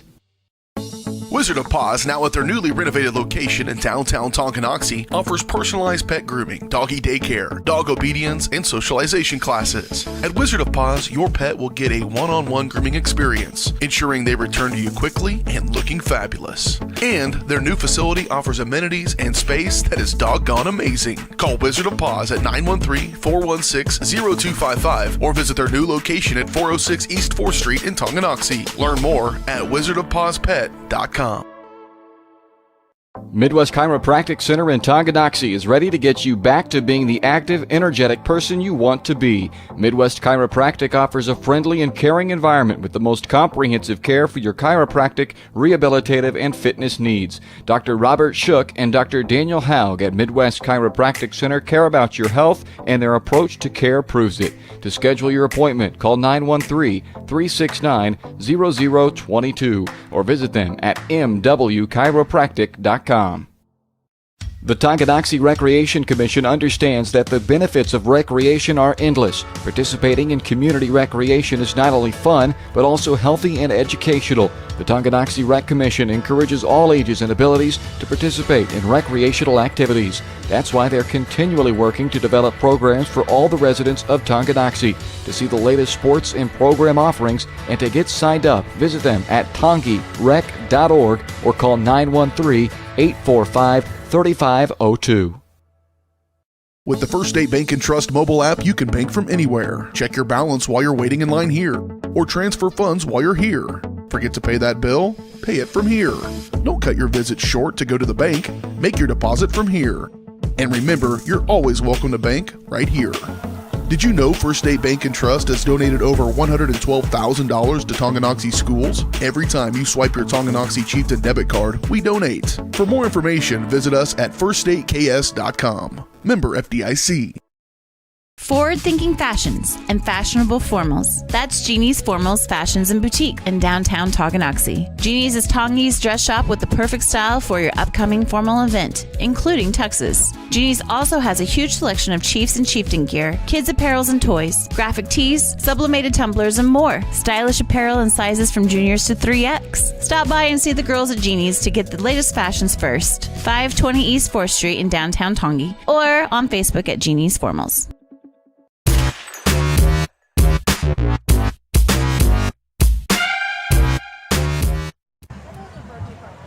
Welcome back here to Beatty Field. Dylan Funk alongside Dennis Sherman here. And it is halftime here at Beatty Field. 13-10 is our score in favor of the Paola Panthers, but it was looking a lot more grim than that. Again, Paola, as they got the ball, their last offensive drive, they had it with 7:29 left to go, and they drove all the way down. Chieftain defense making a big stop, making them kick a field goal. Got the ball back, about 17 seconds left on the kickoff, and Wyatt Harris making a huge, huge house call there, taking the clock down all the way to 9 seconds, and that brings the score up to 13-10 in favor of the Chieftains. And again, folks, don't forget, Chieftains won the toss. They deferred for the first half, and they will be getting the ball here to start the second half. And again, just want to give special thank you to our halftime show sponsor, White Birch Properties. Realty executives at White Birch Properties. You have a team of agents ready to help you buy or sell that next house. Their team is ready to help lead you to success in the real estate game. Visit them at 1203 State Avenue, Suite B in Tonganoxie, or call 913-915-0451. And it looks like my partner, he is gone AWOL for the moment. I think he might be going off to get an extra drink of water or something. Again, it's a fairly comfortable night here, but in the Tonganoxie press boxes here, it's not really well AC'd. We got a couple of fans running, so if you hear any kind of wind in the background, that's what that's coming from, helping us keep it a little cool here. But again, it's still not too bad. We were expecting some possible showers. Last time I checked my weather app, it looked like it was going to be about a 60% chance right at around kickoff, and could have lingered into the 8 o'clock hour too. And instead, it has been perfectly dry here at about if I had to guess, maybe a mid 72 degree evening here in Tonganoxie, around 75 degrees. Maybe with the heat index, maybe a couple degrees higher, but nevertheless a beautiful night for some Friday night lights. And this has just been a back and forth contest so far. And if you remember from last year's Tonganoxie Sports Live broadcast, a Week 3 matchup, when my old partner John Roshkop and I, we went down to Paola to cover the game, and it was a back and forth game, and it literally came down to who had the ball last. And Paola had the ball last year, and they ended up winning. And in that year's Chieftain team, their only loss in the regular season that year. And now the Chieftains this year, a little bit of a different situation, still winless, looking for their first win of the season, and they are hanging tough here with these Paola Panthers as they trail by 3, 13-10 at halftime. We're going to take our halftime break here, and we'll be right back with more right after this. You're watching Chieftain Football on Tonganoxie Sports Live, your new home for Chieftain Athletics.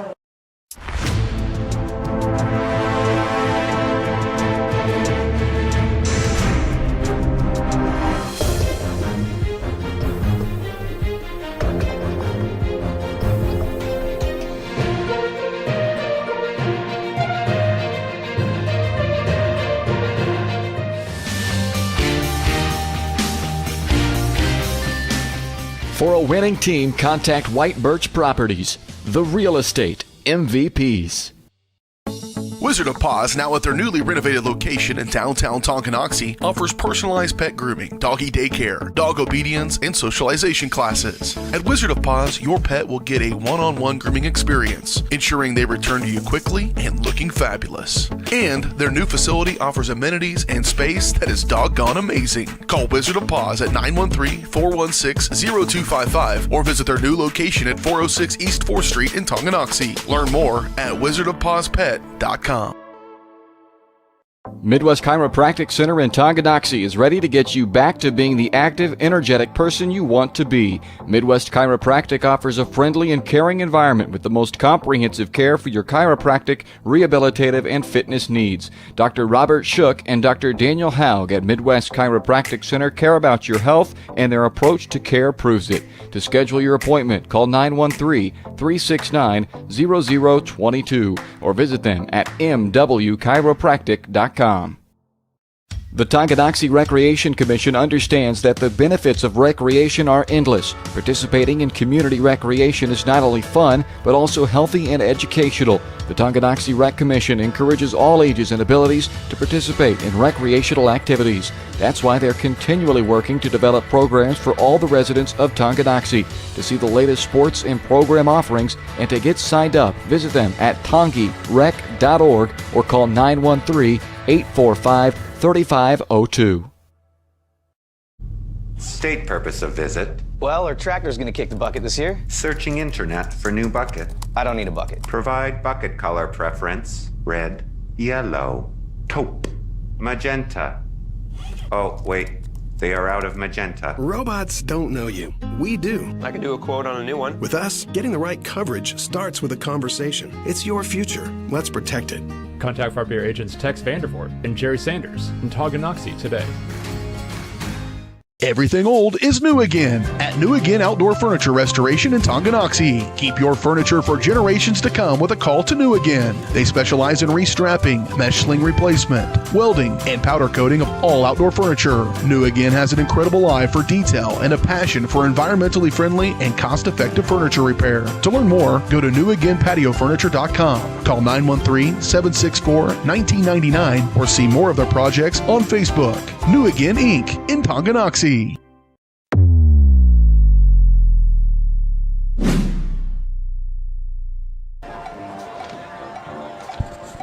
are back here, halftime here at Bayfield. Dylan Funk alongside Dennis Drennan, the high school band coming back out onto the field, going through their halftime show routine, playing a little bit of Uptown Funk. And partners, now time for the Eye of the Game, brought to you by Luxury and Imports of Leavenworth. Eye of the Game is family owned and operated in the area for 27 years. Luxury and Imports of Leavenworth have been an impeccable reputation for customer satisfaction and sales and service. General Sales Manager Herschel McWilliams is ready to help you find your next vehicle.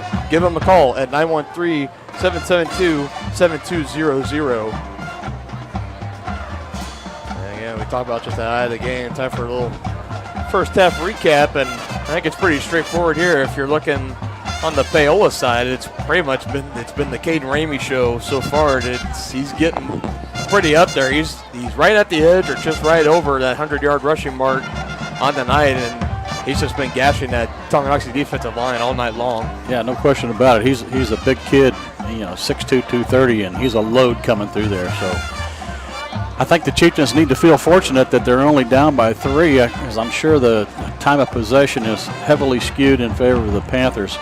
That big return right before the half gave the Chieftains a spark going into half, and as you know, the Chieftains deferred, so they will receive the kickoff in the second half. So hopefully they can keep that momentum that they gained right before the end of the half going and get their offense going well. Yeah, and like we talked about, that you kind of touched on there at the beginning, that Chieftains have to feel very fortunate for this to be just a 3-point ball game right now. And I'm just, going down, looking through my drive chart. Panthers' first drive, they were held to a punt, and then Chieftains right back for 3 and out.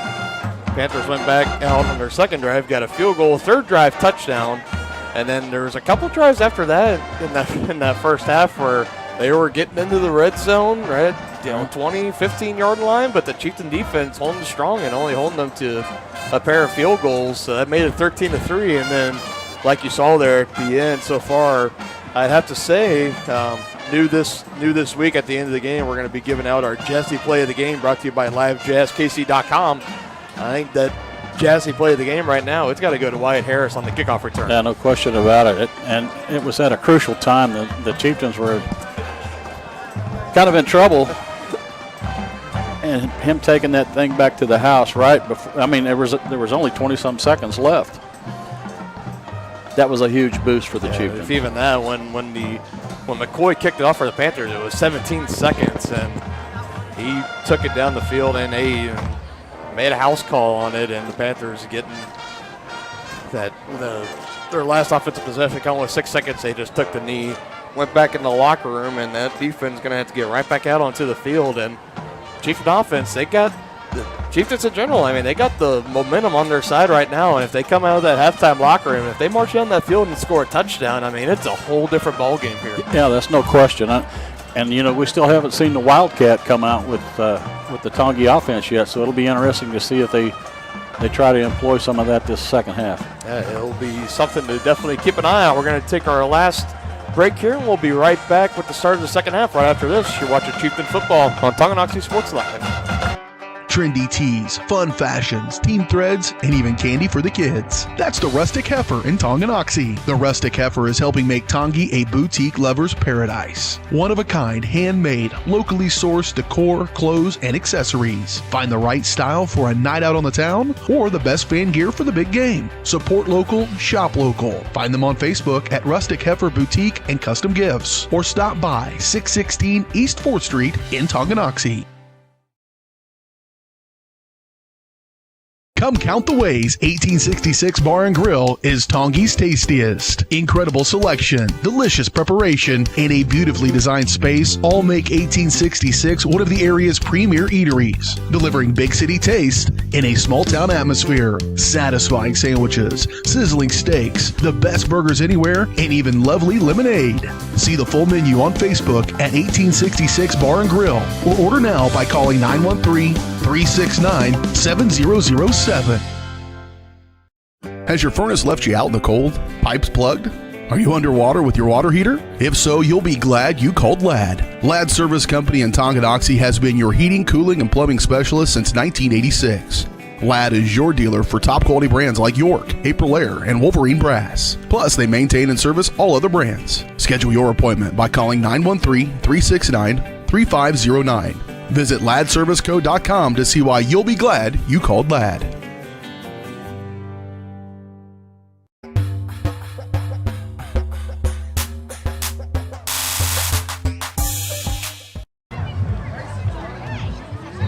Both teams coming out of the locker room. Paola down on their end of the field, going through their stretches. Chieftains out doing the same thing as we are in the final seconds here.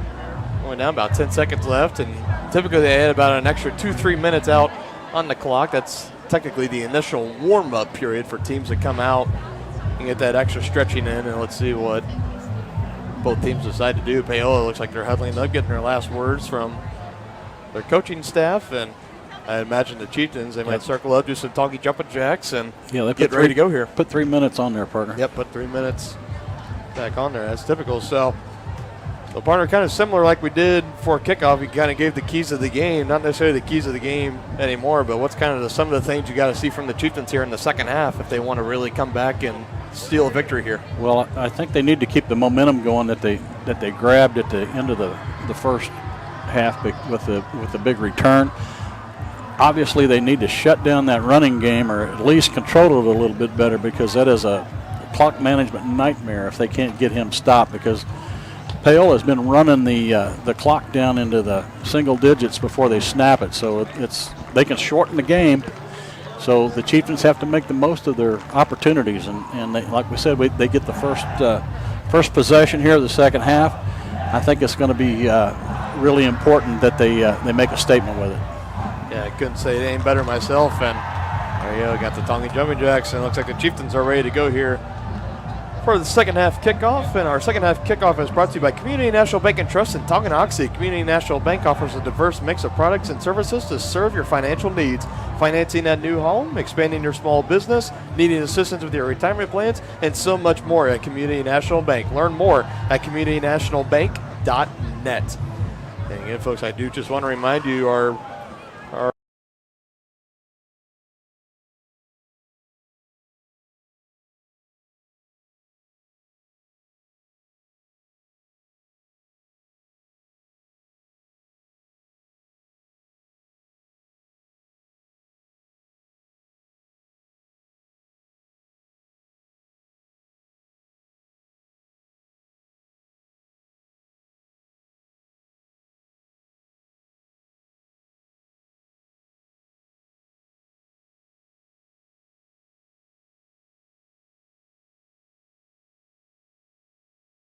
0-5-1, and we are ready here as the clock is winding down. 45 seconds left, and we are ready for some third quarter action here in Tonganoxie.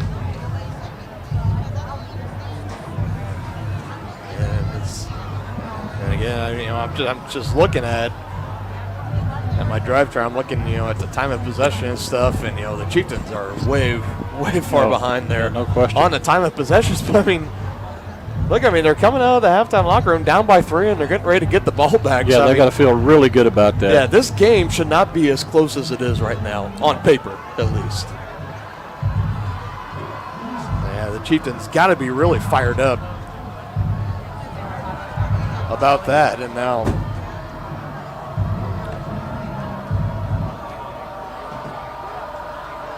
be interesting to see what Paola does with this kickoff. Yeah, we'll see.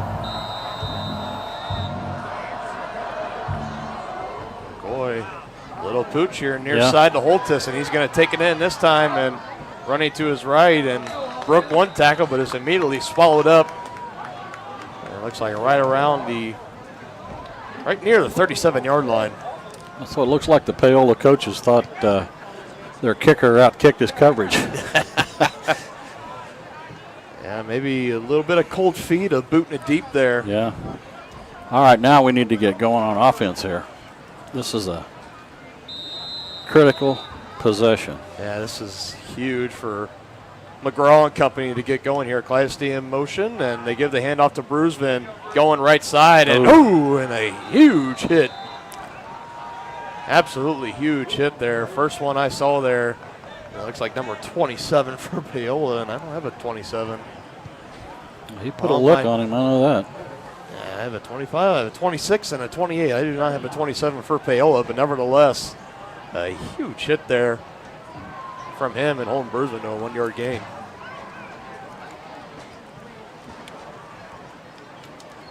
Second and 9 here. McIntosh sending it back over to McGraw. Good clean pocket, heaving it downfield, a little bit underthrown. Holtis comes back and catches it. You can go ahead and pick that flag up because we're not going to need it. Big play there, Isaiah Holtis. Yeah, that was a nice adjustment to an underthrown ball.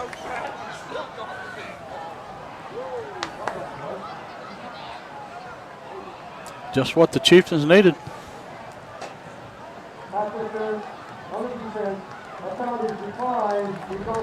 It's like pretty close to about a 35-yard reception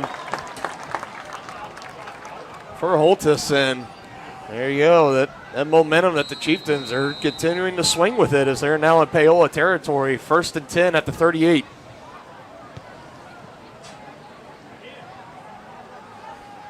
Excuse me, first and 10 at the 29. Handoff up the middle to Brusvin, finding a good gap, and he's going to pick up about 6 to 7. That was a good run. Absolutely, it was a good hole there created by that offensive front. Our boys down there, Brew and McIntosh Jones. I think I could have picked up a decent 4 or 5 yard gain in that hole, partner. No question. Call it a gain of 6 for Bruiseville. The Chieftain offense is looking. This is just what the doctor ordered for the Chieftains. They're starting to hum here. Let's see if they can keep it up. 2-back set. McGraw handing it off to Clydesty. He's trying to cut back to his left and fighting his way near that first down marker. Let's see if they give it to him.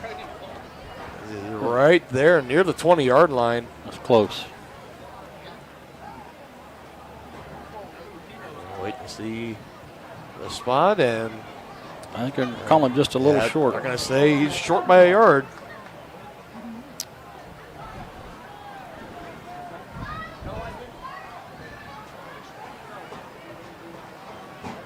Chieftains just need a yard for fresh downs. Mishandled the snap. Now McGraw's just going to have to roll out and just trying to do damage control, and he's going to be brought down for about a loss of 2 or 3.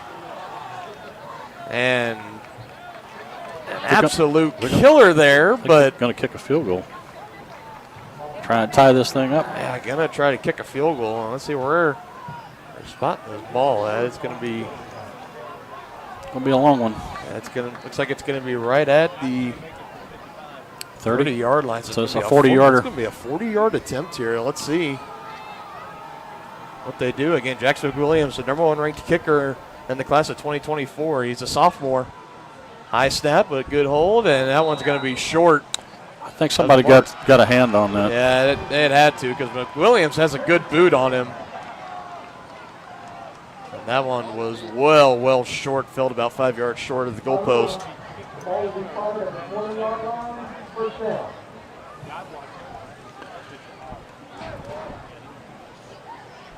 Well, that was a big drive for the offense, and now this is a big drive for the defense. They need to shut down. Yeah, I mean, that's Chieftain offense was going, and I don't know. It looked, on that 3rd and 1 play, it looked like the snap was good from McIntosh. Maybe a little bit high, but it was a little high. But I think if you ask manageable. Yeah, I think if you ask McGraw, he'll tell you he should have caught it. Yeah, I agree. So you take the loss of 2, and now a missed field goal. Now Panthers taking over 1st and 10 at the 20. Nice little stop there by a collective group of Chieftains.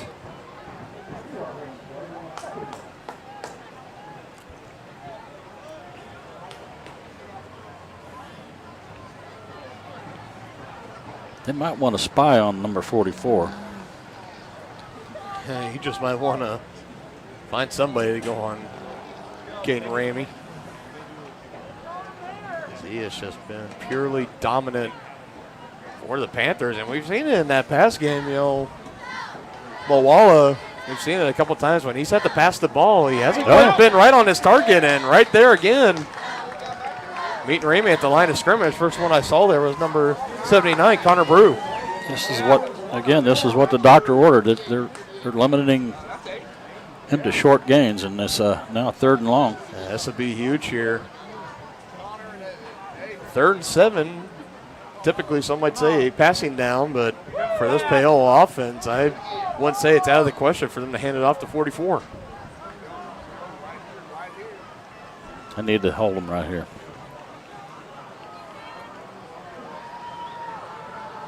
Walla taking the snap, faking it, trying to run it himself, and Gabe Bailey sheds the tackle and wraps him up for a loss.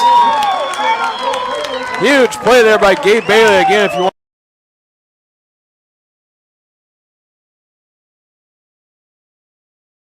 there, Gabe Bailey and company meeting his blocker head on, shutting it, and meeting Moala right there. Oh, that was pretty close, about a loss of 5. That was a huge stop. Have a huge stop there by the Chieftain defense, and the punt is away. 7:04 left to go.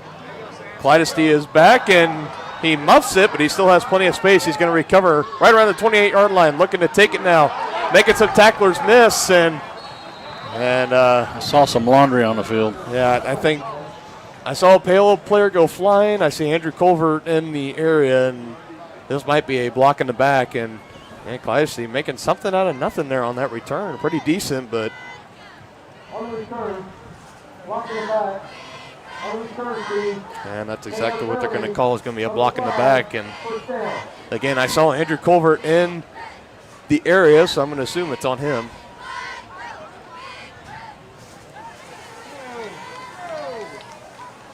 Nevertheless, the return for Cleidesty all for nothing, and let's see where they bring this ball back to. And I think they're going to spot it right at the 29-yard line.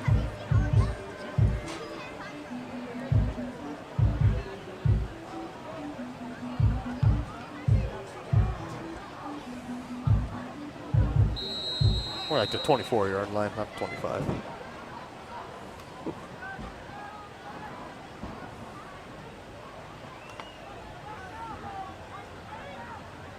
First and 10 Chieftains from the 24, and I think, again, that's going to be another false start. There was a slight movement there on the defensive front, but not enough to cross the neutral zone.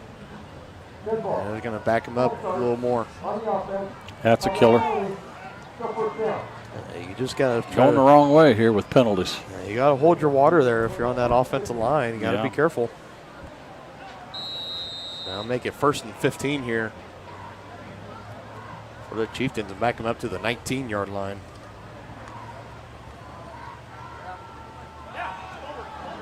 McGraw looking for help, escapes the tackle, throwing near sideline, and Colbert is there. Got both feet in bounds. Nice catch. You only need one, so good job. Yeah, you only need one at this level, but nevertheless, Johnny on the spot there for Colbert.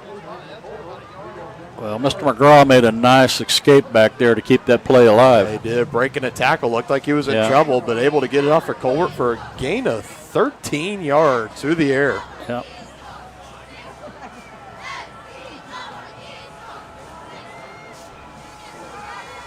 Going back to the run game now. Brusman turning away. And a nice solid run there by Brusman, taking it up near midfield. No penalties. Looks like they're going to mark him down right around the 47.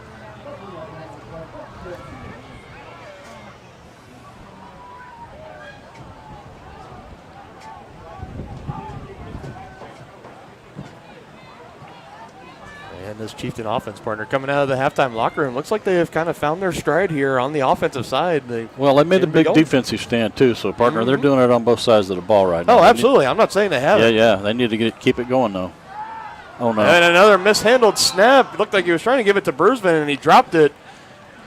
And that was Ramey again there on the defense side. He was right there, and McGraw just having to sprawl on it. And that's the second time now here in the second half where this offense kind of taking a step back here off of a mishandling of the ball in the backfield.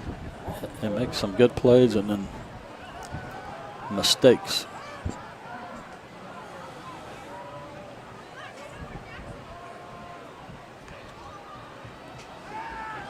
McGraw looking to pass. He's got good protection, and Cleidesty is right there with the catch in midfield, breaking a tackle. Wow, what a play by Sam. And they're going to bring him down right around the 44-yard line. That was a great throw by McGraw and a nice play by Cleidesty. Did you see the extra yards after carry? Yards after reception. Yeah, the yak is what they call it.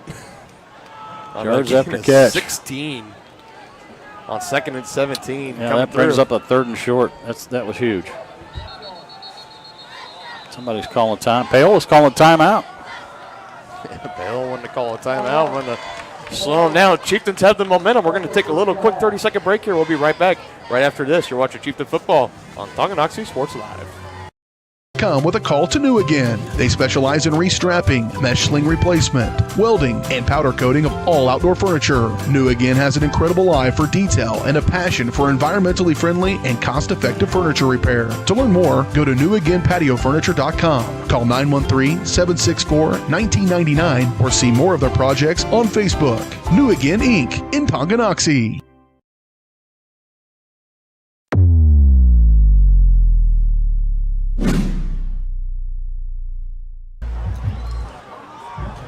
Back here at Beatty Field, Dylan Funk alongside my partner Dennis Drennan, and Chieftains on offense looking to keep the momentum going. A huge second down play, or 2nd and 17. McGraw found his receiver Cleidesty over the middle of the field for a gain of 16, bringing up a 3rd and short.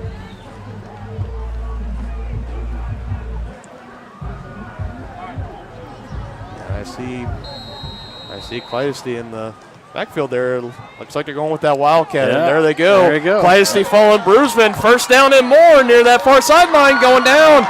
Breaking tackles all the way down inside the 20 and near the 10. I told you we might see that Wildcat.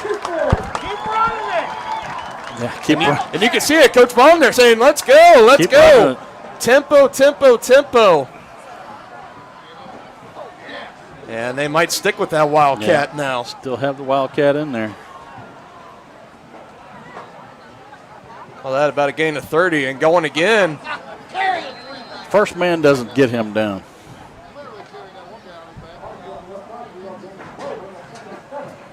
It is just incredible, the run style that he has. You know, it's if you're sending just one man to bring him down, good luck. You know, you need at least 2 or 3. And now looks like they're going to give Sam a breather and bring back in. Yeah, well deserved. Yeah, for sure. As he's made up nearly 50 yards of offense, 46 to be exact. Yeah. Just on this drive alone for the Chieftains. Now McGraw and Bruisman back out there in the backfield. McGraw giving it right to Bruisman. Huge gap. And there for the tackle in the honey hole is Maxwell Douglas. And let's see where they mark it here. It's going to be about 3rd and 3 is what they say. Now they can't get a first down without scoring here.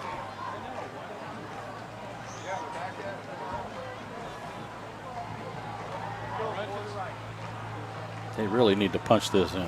Yeah, this is a touchdown and bust, and another miscommunication on the snap. Nicolaisi just picking it up and trying to do something, and again, offensive momentum killed by mishandling of the football in the offensive backfield. And this is just sickening at this point.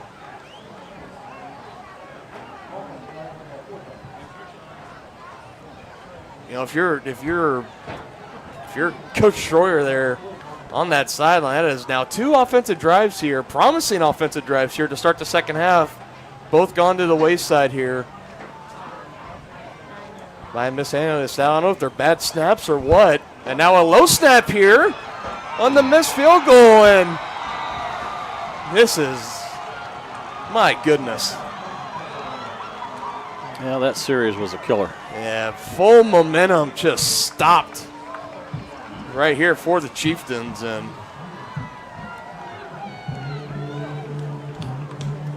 first and 10 at the 14, and you end up turning the ball over on downs after a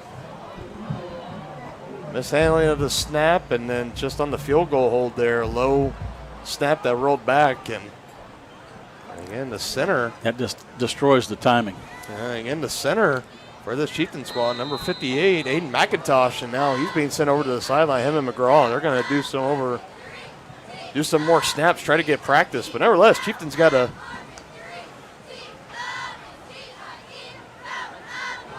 try to put that all behind them as there's that drone again.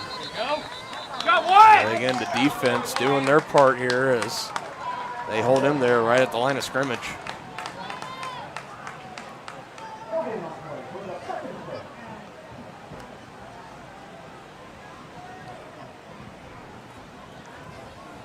If this game comes down to Paola winning by 3 or 6 points or a single possession, you know, we're going to look back at these first 2 offensive drives for the Chieftains in the second half, partner. And well, we still have a whole nother quarter to go. So absolutely, that is very true. Moala faking the handoff, bootleg, receiver on the flat. It is caught and he falls down right near the first down marker, and I don't think he got it. It looks like there was number 80 there, Jonathan Earlywine, and he was short. I think that brings up 3rd down. Yeah. It's going to bring up 3rd and 3 after the 7-yard reception from Earlywine. Chiefs just need to make a stop here.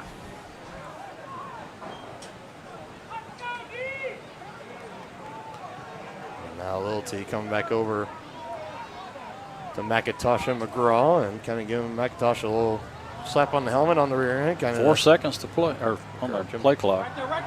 Another fake handoff. Throw over. His receiver was wide open, and there you go. Voice crack for YouTube right there. Maxwell Douglas, again, looked like the exact same play that they had just ran, just on the opposite side, and Douglas was wide open, and Moala, he just plain out missed him. Yep. Good for the Chieftains. And it looks like the punt union is coming out for Paola, so, you know, 2 straight 3-and-outs here for the Panthers, so the Tonganoxie defense definitely stepping up big time here to start the second half. St. Place, he's going to go back to return this punt, and it is away. Early line sends it. Kind of a corkscrew spin, and it's going to take a nice Chieftain bounce and roll as it's going to make its way up to about the 36, 37-yard line. And that is where the Chieftains are going to take over. And again, our presenting sponsor tonight is Kansas Insurance. At Kansas Insurance, you'll find personalized coverage designed for you. As an agency, they believe in taking time to issue personal care and attention to each individual client. To see how Kansas Insurance can help you protect what matters most, call 913-369-6600. Tonganoxie coming out for the third time in the second half. 1:19 left to go on the clock, looking to take ball control all the way into the fourth as they start off with a run to Brewsvin. And that's a good run. That was a very, very nice run, about 5 or 6 yards. And Brewsvin, he's a very, you know, he hits that hole full speed, and he doesn't care who's right there in front of him. He's just going to meet you head on, and another very aggressive runner.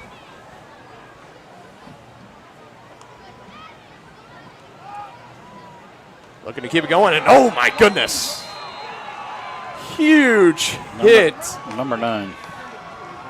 Number 9 for Paola. That is Leighton Moore. And Brewsvin he might have a bruise or two after that hit. That was huge, and putting the hands on the knees, and my goodness, that was a hit. Well, the Chieftains need to convert this third down. 3rd and 5, 15 seconds left to play here in the third quarter. McGraw picking the handoff outside. Clydesty complete. Yes. And picking up an additional about 3-4 yards after the catch, and that's going to be good for a Tonganoxie first down. He just does not go down at first contact. He does not go down at first contact. That was a nice conversion. Well, that about a gain of 9 on that one, and that is going to take us to the fourth quarter. 4s are up. Scoreless for both teams here in the third, so the score stays the same, 13-10 in favor of Paola, but Tonganoxie starting to drive. We'll be right back right after this. You're watching Chieftain Football on Tonganoxie Sports Live. At Family Medicine of Tonganoxie, you'll find incredible care close to home. A friendly staff here for you when you need them, offering primary care for all ages from general physicals and health exams to minor procedures and x-ray services, along with an overall patient education ensuring peace of mind that you're receiving the best care possible in a convenient, accessible manner. Visit lmh.org or call 913-845-8400 to schedule an appointment and learn more about the incredible primary care providers at Family Medicine of Tonganoxie, your partner for lifelong health. For more than 20 years, Kevin Gallagher with American Family Insurance has been serving area families and businesses. As members of your community, Kevin and his staff understand how important it is to be there for you, their trusted neighbors and friends. With locations in Tonganoxie and Kansas City, the Kevin Gallagher Agency is building stronger partnerships. Get a quote today by calling 913-369-4444. That's 913-369-4444. Home, life, auto, farm, and more. The Kevin Gallagher Agency, American Family Insurance.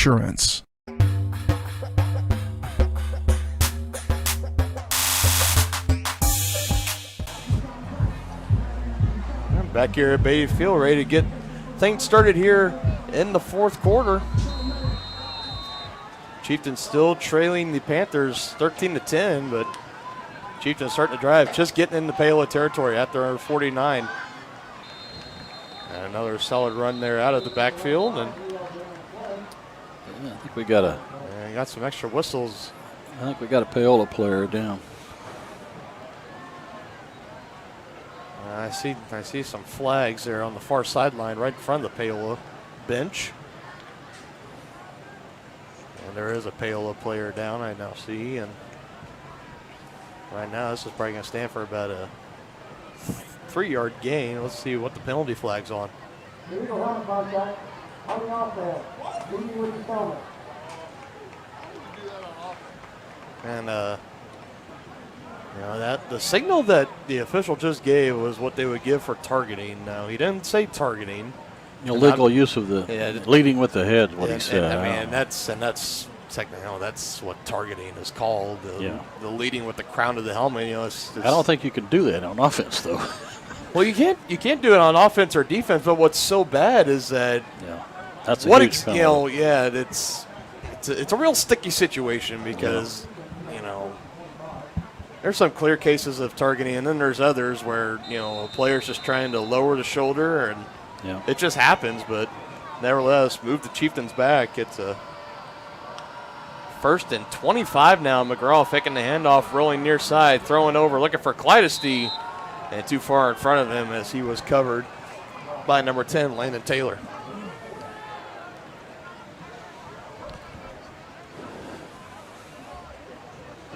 Well, the Chieftains have dug themselves a pretty big hole after that penalty.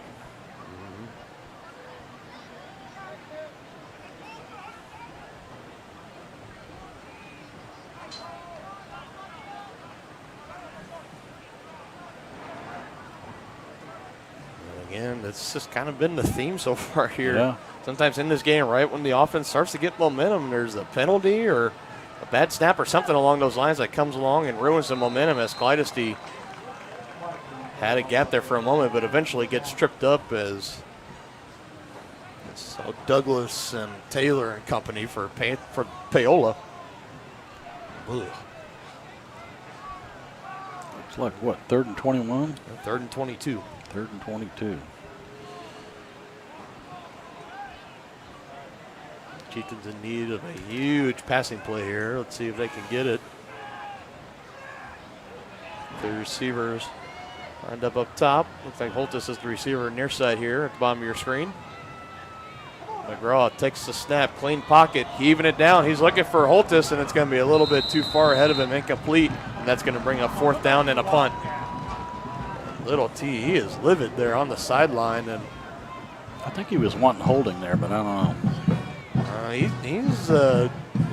He's not directing that at the official. He was directing it at Holtis as he was running back ready for this punt. I don't know, maybe if he ran the wrong route or what, but Little T not happy about that, but nevertheless, it's going to bring up a punt.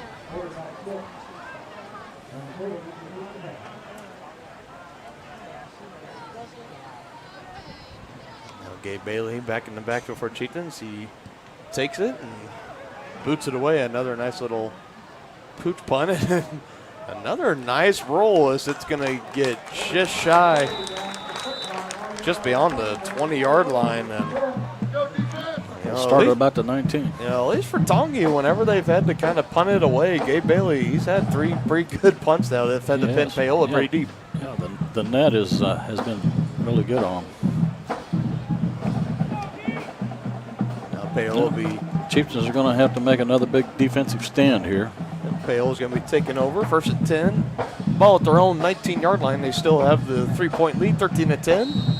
10:42 left to go here in the 4th quarter. And folks, don't forget to stick around after the game is over for our post-game show, and that's where we will give out our Jazzy Play of the Game, brought to you by LiveJazzKC.com, and we will have our post-game interview with head coach Al Troyer.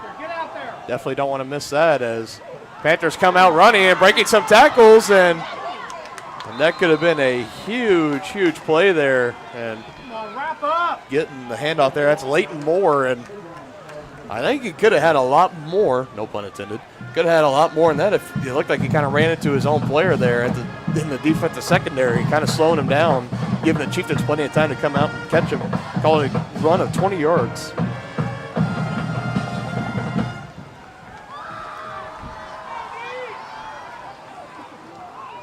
And again, they're taking their time.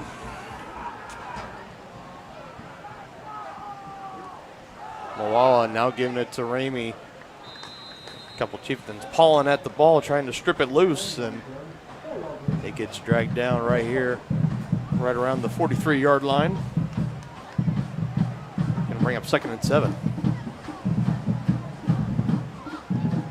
And Paola is going to work the clock. And very similar to like they were doing the majority of the first half. And they burned that clock up. We're under 10 minutes left to go here in the 4th.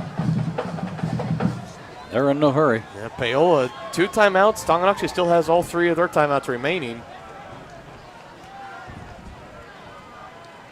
Let's see Moa faking the handoff and eventually giving it back to Moore, and that's not going anywhere as the Tonganoxie defense was not fooled. Big 3rd down here.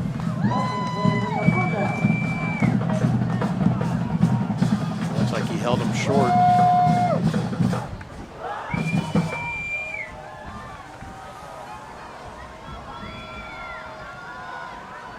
Say no gain. Stopped at the line of scrimmage. 3rd down and 7. Just a couple ticks under 9 minutes left.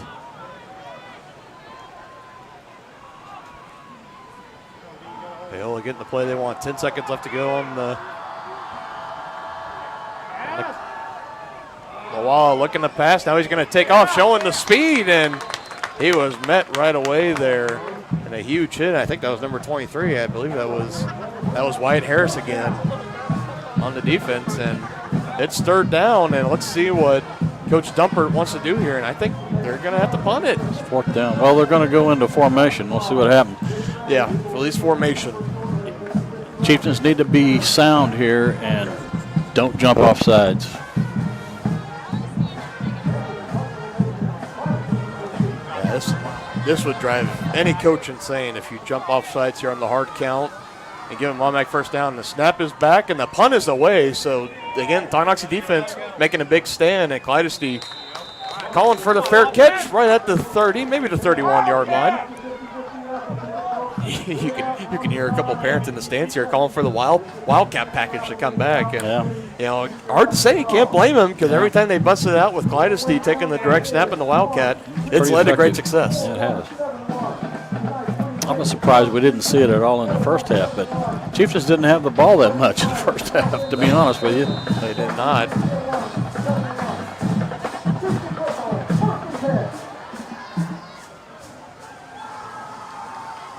Yeah, Chieftains only had 3 offensive possessions in that first half, and they would have had a 4th, but Wyatt Harris had other plans and made that house call on the kickoff return. So that was that as the first run. Hand off to Bruceman, maybe good for about a couple yards.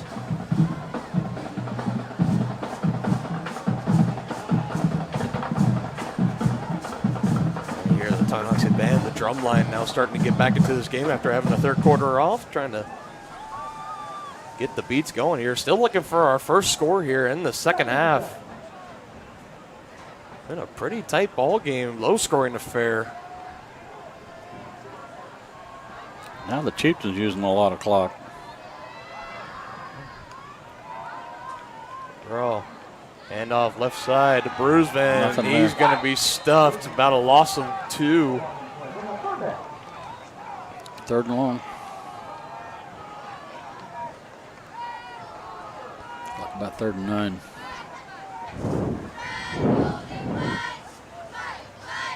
That's what it looks like, 3rd and 9, and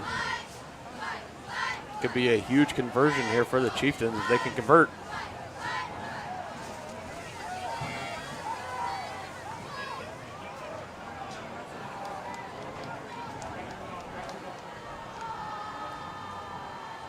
Overall, taking the snap, firing it downfield. He's got Holtis open, jumps up, makes the catch. Wow, nice catch. Fantastic catch by Isaiah Holtis. That was a nice throw by McGraw, too.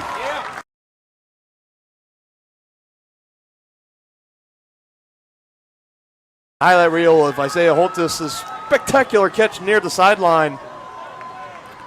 That was huge. Trevor McGraw put that ball in the only place his man could catch it. Absolutely, and you know. Nice throw. It's my job. I always got to call out the receiver that caught it in the big play, but you're always right there to remind everybody that McGraw, this kid's only a sophomore. Yeah, he's pretty impressive. He does have good pocket awareness. He really does.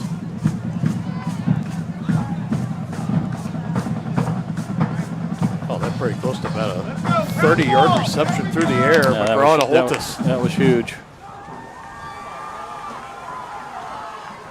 Now Chieftains rolling here in Paola's territory after the 2-yard run. Going Wildcat here with Classy, looking to stretch it out here. Oh, nice. Makes a nice man cut, miss. nice Gets down cut. the sideline. One man to beat. Gets shut down inside the 5. Nice job, Sam. Woo, what a run. Senior Sam Clancy.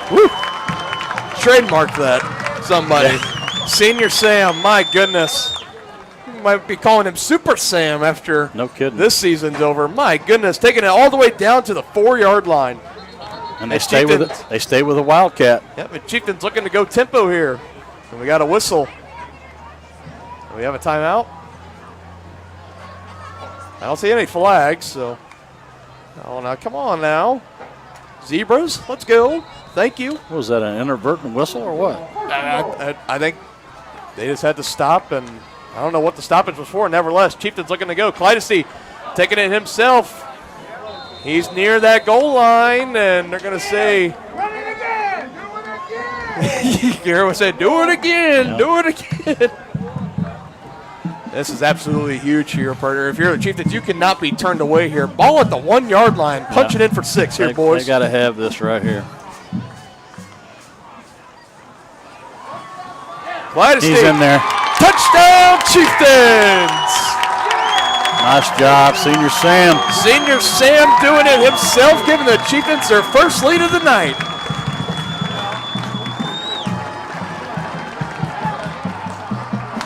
Absolutely huge performance tonight by Sam Clydesty. And this Tonganoxie sideline has new life now as McWilliams is out on for the extra point. And this is big here. Got to make it here. Make it a 4-point game. Snap. Hold is good. Kick is up. Right down the middle.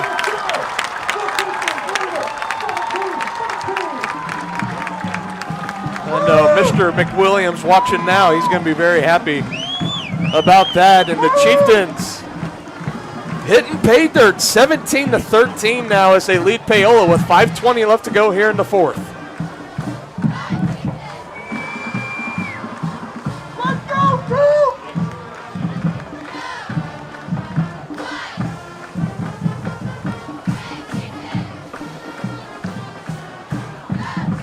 Yeah, this has just been a. I thought we might see more of that Wildcat this second half. Yeah, no doubt. And, you know, I think you could say this second half, polar opposite. Yeah, for the first half. it's been a game of halves. The first half was dominated by Paola. Second half, obviously, dominated by Tonganoxie. As we saw the tale of two halves. Yep, tale of two halves. Since coming out of the halftime locker room, Paola's offensive drives as follows: a punt, and another punt. So 3 straight punts. And the Chieftains offense, they have been rolling here. You know, they should probably have at least 2 touchdowns, but finally holding it together enough that time and hitting pay dirt and little pooch kick. It was muffled there at first. Clear down to the 20-yard line. Number 26, that's Clayton Younger. And he's going to spot it down. Officials looked like it was near the 20, but they're going to move it up to the 21. Now, partner, I think we have to go back and give props again to our play of the game right before the end of the first half. Mm-hmm. That play where he took it to the house. Wyatt Harris, yes, Wyatt sir. took it to the house. The Chieftains took the momentum and haven't looked back since. Absolutely. Ever since that kickoff return, the Chieftains, they've just been unstoppable. A 14-0 run since then. Now Paola getting the ball back, 5:19, and now let's see if their strategy changes. Don't want to necessarily burn too much clock here now as Paola faking the handoff. Williams is there to pressure. The throw is up and away and is incomplete. He just fell down. And Williams was coming in under pressure. Harris was there on coverage. The wide receiver just fell down. Second down. Well, it's going to be 4-down territory because there's only 5 minutes to play. I agree.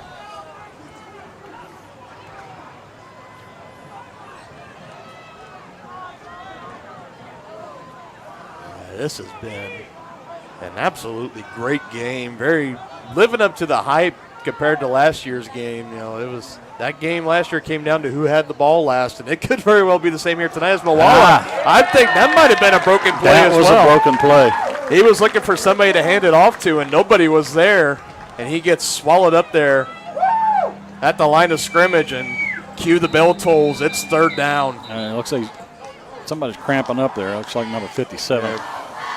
Kale Murdoch, the offensive lineman, and they helped him back up, and he's going to have to be helped off. Well, not helped off, but he's going back to the sideline under his own power.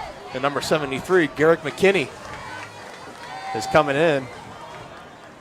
Let's see, now the backup lineman coming in. Maybe let's see if Coach Bond wants to get a little cute here. Maybe try to send a stun or a blitz maybe up that guard. Try to catch him off guard, and Paola faking the handoff, rolling out again.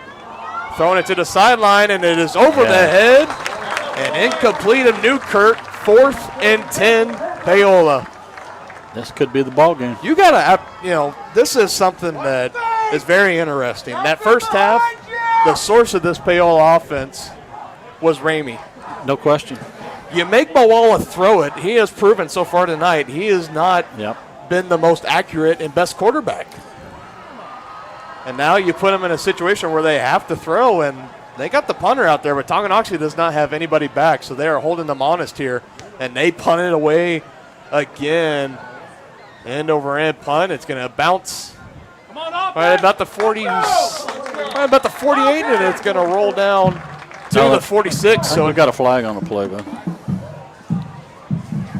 And we do have a flag all the way back near, about near the 25-yard line. Let's see what the white hat says. It's holding on the Chieftains. That's going to back them up a little bit, so they're going to be now down at the 36-yard line to start this drive. All right, now the offense has this game in their hands. Yep. Tonganoxie defense has definitely done their job. Partner 4 straight punts. No question. For Paola, and they're looking to keep it going here.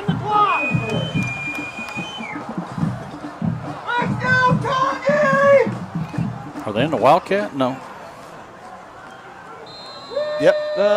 No, that's the Wildcat. Sam, he wears those black gloves, so they are in the Wildcat. And there he goes again and getting around the edge. Yes. Making some guys miss, and again.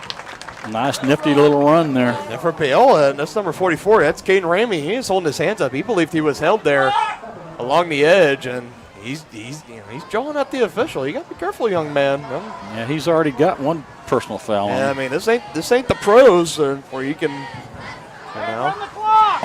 you just got to be careful here. And, got to run the clock here. And now the Chieftains sitting in the driver's seat.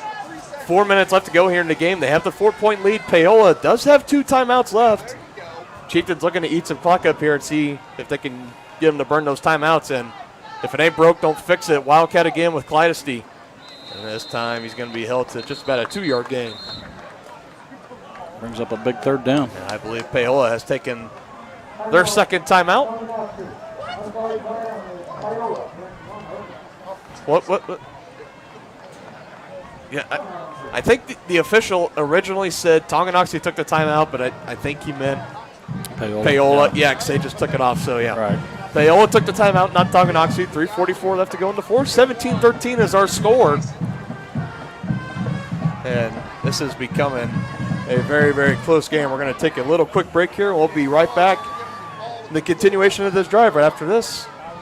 Trendy tees, fun fashions, team threads, and even candy for the kids. That's the Rustic Heifer in Tonganoxie. The Rustic Heifer is helping make Tongi a boutique lover's paradise. One of a kind, handmade, locally sourced decor, clothes, and accessories. Find the right style for a night out on the town or the best fan gear for the big game. Support local, shop local. Find them on Facebook at Rustic Heifer Boutique and Custom Gifts, or stop by 616 East 4th Street in Tonganoxie.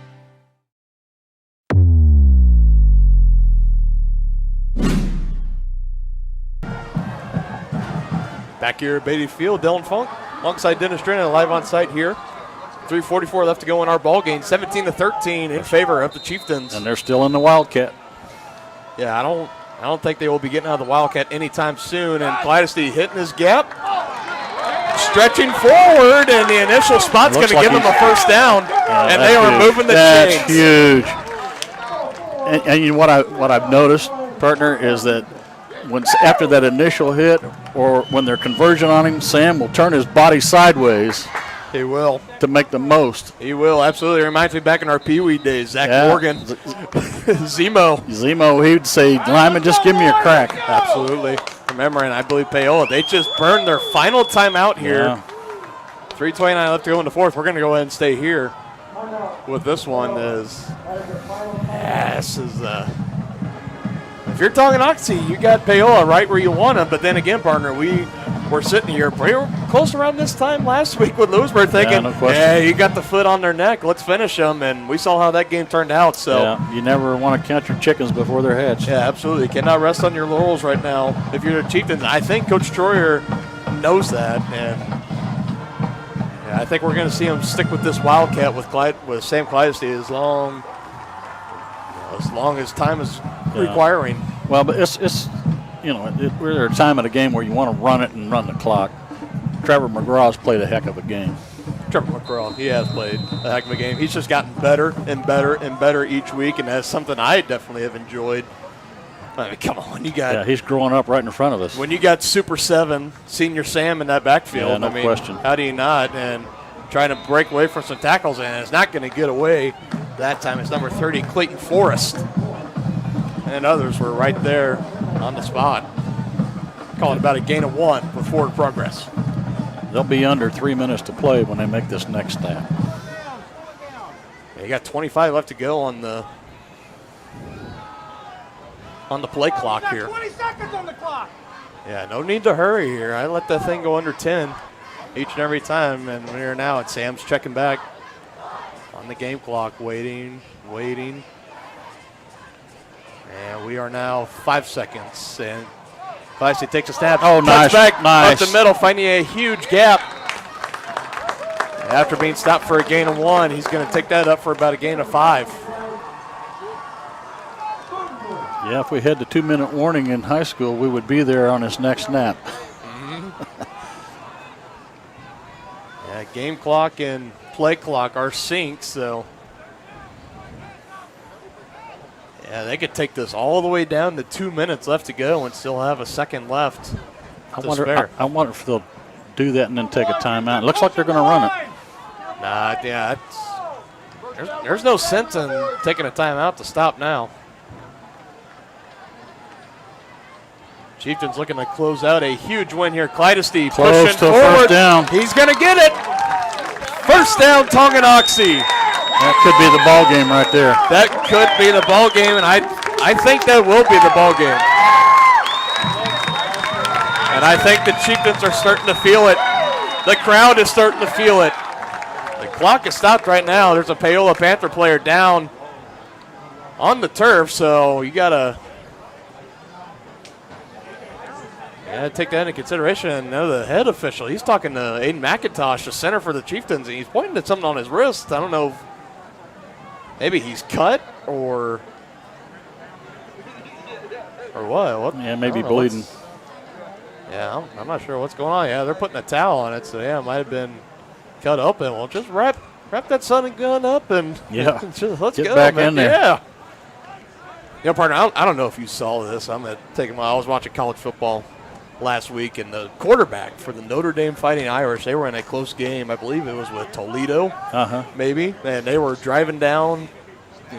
Time was running out. They were looking for the game-winning drive, game-winning touchdown, and he had thrown a pass, and he hit his finger on the helmet of another player, dislocated his finger. He went over to the sideline, had the trainer pop it right back in. You know what he did on the next play? What? Threw the game-winning touchdown. On his throwing hand. Wow, that's amazing. Well, you remember Ronnie Lott. He got his pinky caught between two helmets, and they told him he'd have to have surgery to repair it, or they could amputate it, and he could be back sooner. He had him amputated so he could get back before the end of the season. That's commitment. That is commitment. That is dedication, for sure. I don't know if that would fly by these days standards, but back in the Ronnie Lott era, that is definitely something Ronnie Lott would do. And Now a player being helped over to the side. Looks like number 75. That's Wade Inman. As they're getting him checked out. They should wind this, shouldn't they? Because yeah, they should. So the clock should start going on the White Hats signal. And if you're Tonganoxie here, you just play this smart here. No penalties, and here's the whistle, and the clock is going to run, and now we're officially stopping again. And okay, now we're good. All right. And there's now 30 seconds on the play clock, so the Chieftains are just going to sit here. And we got Trevor McGraw back in the ballgame too. Yep, I think this is their victory formation. So yep, just nice and easy on those snaps, and I think the Chieftains are going to be well on their way to their first victory on the season. And again, during our post-game show, we will go back around. We will check out the final scores around the area as that snap was low, and Trevor did a nice job. He didn't immediately take a knee there and ran a few more ticks off. Yeah, I kind of thought he would kind of sit there, maybe wait until somebody got close and then drop down. That's kind of like when we saw Patrick Mahomes do at the end of Super Bowl 54. Yeah, he kind of grabbed it and he just kind of went back. It's a pretty smart play to run more time off the clock. One more snap, and this is going to do is we're at 45 seconds, 21 seconds and counting left to go on the game clock. Coach Troyer is taking off his headset, and I think we all know what that means. This is going to be a Chieftain victory this evening, partner. Wow. What a game. What a game. A game of two halves. Indeed. This was definitely a great game this evening, and the celebration is on Beatty Field. The Chieftains getting their first victory here early on in the season in Week 3 as they take down the Panthers 17-13. They held Paola scoreless in the second half, partner. Unbelievable. What a game. Held them scoreless 4 straight punts. Yeah, and that was really incredible because they didn't have an answer for him in the first first half. Yep. That was a heck of a game there by this Tonganoxie squad, and a great Paola team. May we mention, that's a good squad they got over there for the Panthers, and it's going to be a long ride home for them. And now the Chieftains are going to be going over, tipping their hat to the band, and now the student section coming out. It's like we just beat Bama. It's good to see. It is good to see. It's good to always get that first win of the season under your belt. And, now the Chieftains definitely earned it tonight. They absolutely did, indeed. And there you go. That's what Friday Night Lights is in a small town like Tonganoxie. Well, we're not small, but nevertheless, a great hometown victory this evening, doing it in comeback fashion. Chieftains beating Paola 17-13. We're going to take a quick break here, and we'll be right back with our postgame show and our postgame interview with head coach Al Troyer. You do not want to miss it. We'll be right back right after this. You're watching Chieftain football, or you've been watching Chieftain football on Tonganoxie Sports Live.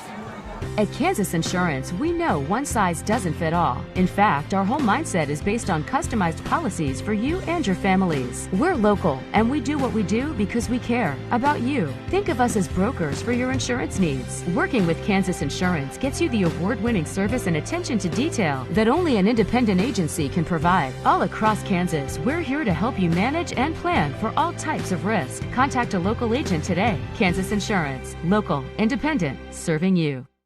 A great collision on the field? Awesome. An awesome collision on the road? Not so great. If that bad play does come your way, take your car to S&S Body Shop in Tonganoxie. S&S has been the area's premier auto collision repair center since 1972, working on all makes and models, glass replacement, bumper repair, fiberglass and plastic, color matching, and more. Plus, they work with all insurance companies. Get your ride back in the game. Learn more at snsautoandbody.com or call 913-369-3193.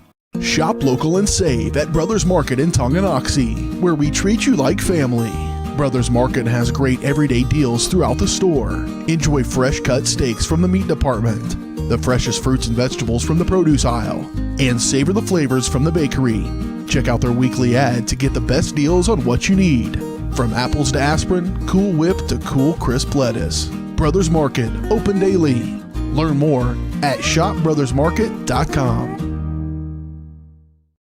Get back in the game with Physical Therapy Solutions in Tonganoxie. As a state-of-the-art outpatient physical therapy clinic, Physical Therapy Solutions will develop a plan of care to help you move, reduce pain, restore function, and prevent disability. Physical Therapy Solutions takes great pride in delivering current, quality-driven treatments. Your physical therapist will work with you to help you understand your body so you will achieve long-term health benefits. To learn more, call Physical Therapy Solutions at 913-417-7400 or visit ptsolutionsks.com.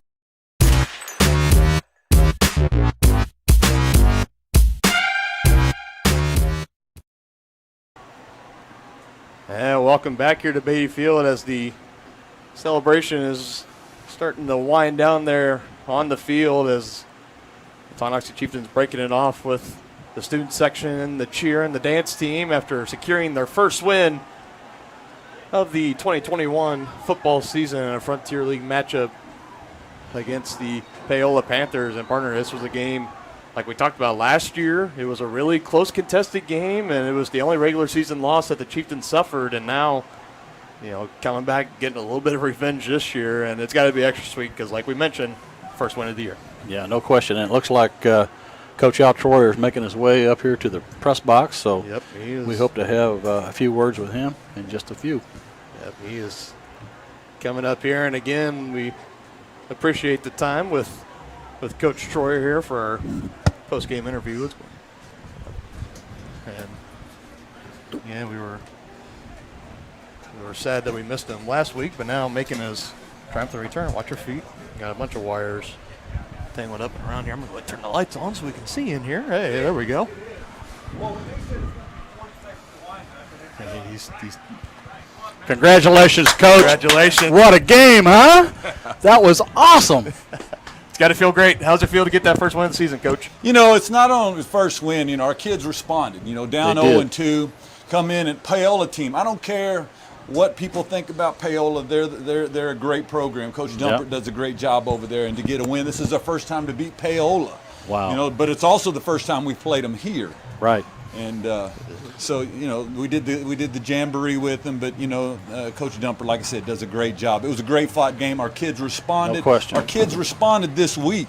Right. They came back. After an overtime loss to Lewisburg, and to come back and fight this one. This is no question about it, Coach. And we were talking about before the end of the game, we have to pick a jazzy play of the game, and I think we were going to go with the kickoff return to the house. Yeah. Because momentum absolutely switched. Oh, yeah. After that. You guys took that into the halftime, and you came back and you never looked back. You held them scoreless in the second half. Yeah. I know, Wyatt caught that on a dead run, and he's the fastest kid we have on the team, and he got in the open, and he let it show. Yeah, he did. And, our O-line, D-line in the second half. I mean, you can't, them shooting down, them hardly getting a first down in the second half where they were marching and eating up clock in the second half. We got the ball 3 times as many times in the second half as we did in the first. Well, that was and then our O-line on that last drive, they just mashed them. So. Yeah, they just wanted it more. Yeah, that's exactly what we talked about. It was like a tale of halves, really. Right. First half, it was Paola dominant. Second half, you guys came out,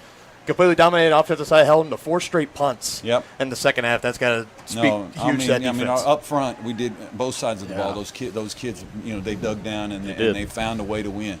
And it's big for us going into Eudora next week, playing a good Eudora team over there. So, man, it was this is a good one. We needed this one. No question. Absolutely. Looking forward to that matchup at Eudora next week. Go count them down, Coach. Thanks again for your time. All right, you bet. Thanks. Take care. Good to see you. Good to see you, Coach. That was Coach Al Troyer coming up for our post-game interview. Always great stuff, as always. A little more energetic, fired up. Coach. And why not? And why not? That momentum even penetrated our head coach. Yeah, absolutely. It was absolutely great game all the way around. And like my partner mentioned, we got to pick out the jazzy play of the game, and that's brought to you by Live Jazz LiveJazzKansasCity.com, supporting jazz musicians, venues, and listeners across greater Kansas City. At LiveJazzKC.com, you'll find ways to support live music, information about local album releases, spotlight features on local artists, and all the great live events Kansas City has to offer. Learn more at LiveJazzKC.com. And yeah, partner, it's got to go to the fastest Chieftain on this team, Wyatt Harris's kickoff return to the house in the final seconds of the first half. And like you said, that tipped the scales on the momentum all the way on the Chieftain side, and they ran with it and never looked back. Came away with the victory. Absolutely. Great game. It was fun. Absolutely. It was a great game indeed. And like you said, I didn't know this was the first time they played Paola here, because they have been playing. And the first time they've beaten them. And the first time they had beaten them. Because I know they met in the postseason once back in 2018. Right. Chieftains got off very similar to this year. Kind of got off on a rough start. First couple games out of the gate, they went on a nice run, and they made a nice run to the playoffs, and it ended in Paola that year. And, of course, everybody remembers last year's game. Absolutely a great game. So, it's fantastic. It was great to be here. Great Friday Night Lights. Yeah. Absolutely. And so that is going to go ahead and do it for our game this evening. Do we want to give a player of the game? Player of the game. We gave a Jazzy play of the game. Player of the game. What do you think? Well, my vote would have to go with Senior Sam. Yeah, Senior Sam. I think I'd have to agree. I think Senior Sam, he came through strong for his team when they needed him, receiving, taking it himself in the backfield and the Wildcat, and playing solid defense too. I mean, playing both ways. Yeah, I mean, offense, defense, special teams. Yeah. Senior Sam, he does it all. He does it all. Like a Swiss Army knife. Yeah, but at the end of the day, though, football, it's a team sport. You can't do it without all 22 guys, offense, defense, and special teams. You cannot forget about special teams. Right, and like Coach Troyer said, props go to the offensive and defensive line that came out the second half and made a statement. Absolutely, and again, great momentum. It's going to be a great film session tomorrow, but they can't celebrate too long because they got a great Eudora Cardinal team on the road next Friday. Yeah, looking forward to calling that one. Yeah, it's going to be a great one. We are going to be live at Eudora bringing you that coverage, kickoff or pregame show, probably around 6:35, 6:40-ish, somewhere in that neighborhood. Again, subscribe to Tonganoxie Sports Live if you haven't already, and turn on that little notification bell down there so anytime we go live with the broadcast, you will instantly get a notification, like a little text message from your phone from YouTube saying, hey, these guys are going live, you're going to miss the broadcast. So you'll never miss a broadcast that way. It's just so simple. And we will also be covering our first edition of volleyball on Tonganoxie Sports Live. Yeah. On Tuesday, we'll be covering the home match as the Lady Chieftains take on the Bonner Springs Braves. Should be a great one there as well. So we got a couple of broadcasts on the docket for next week. But as of right now, on behalf of everybody in the Harris Media Services, my partner Dennis Drennan alongside Dylan Funk, saying good night. Thank you all for joining us. Have a great weekend. Watch plenty of football. Yeah. And we will see you next week. Take care.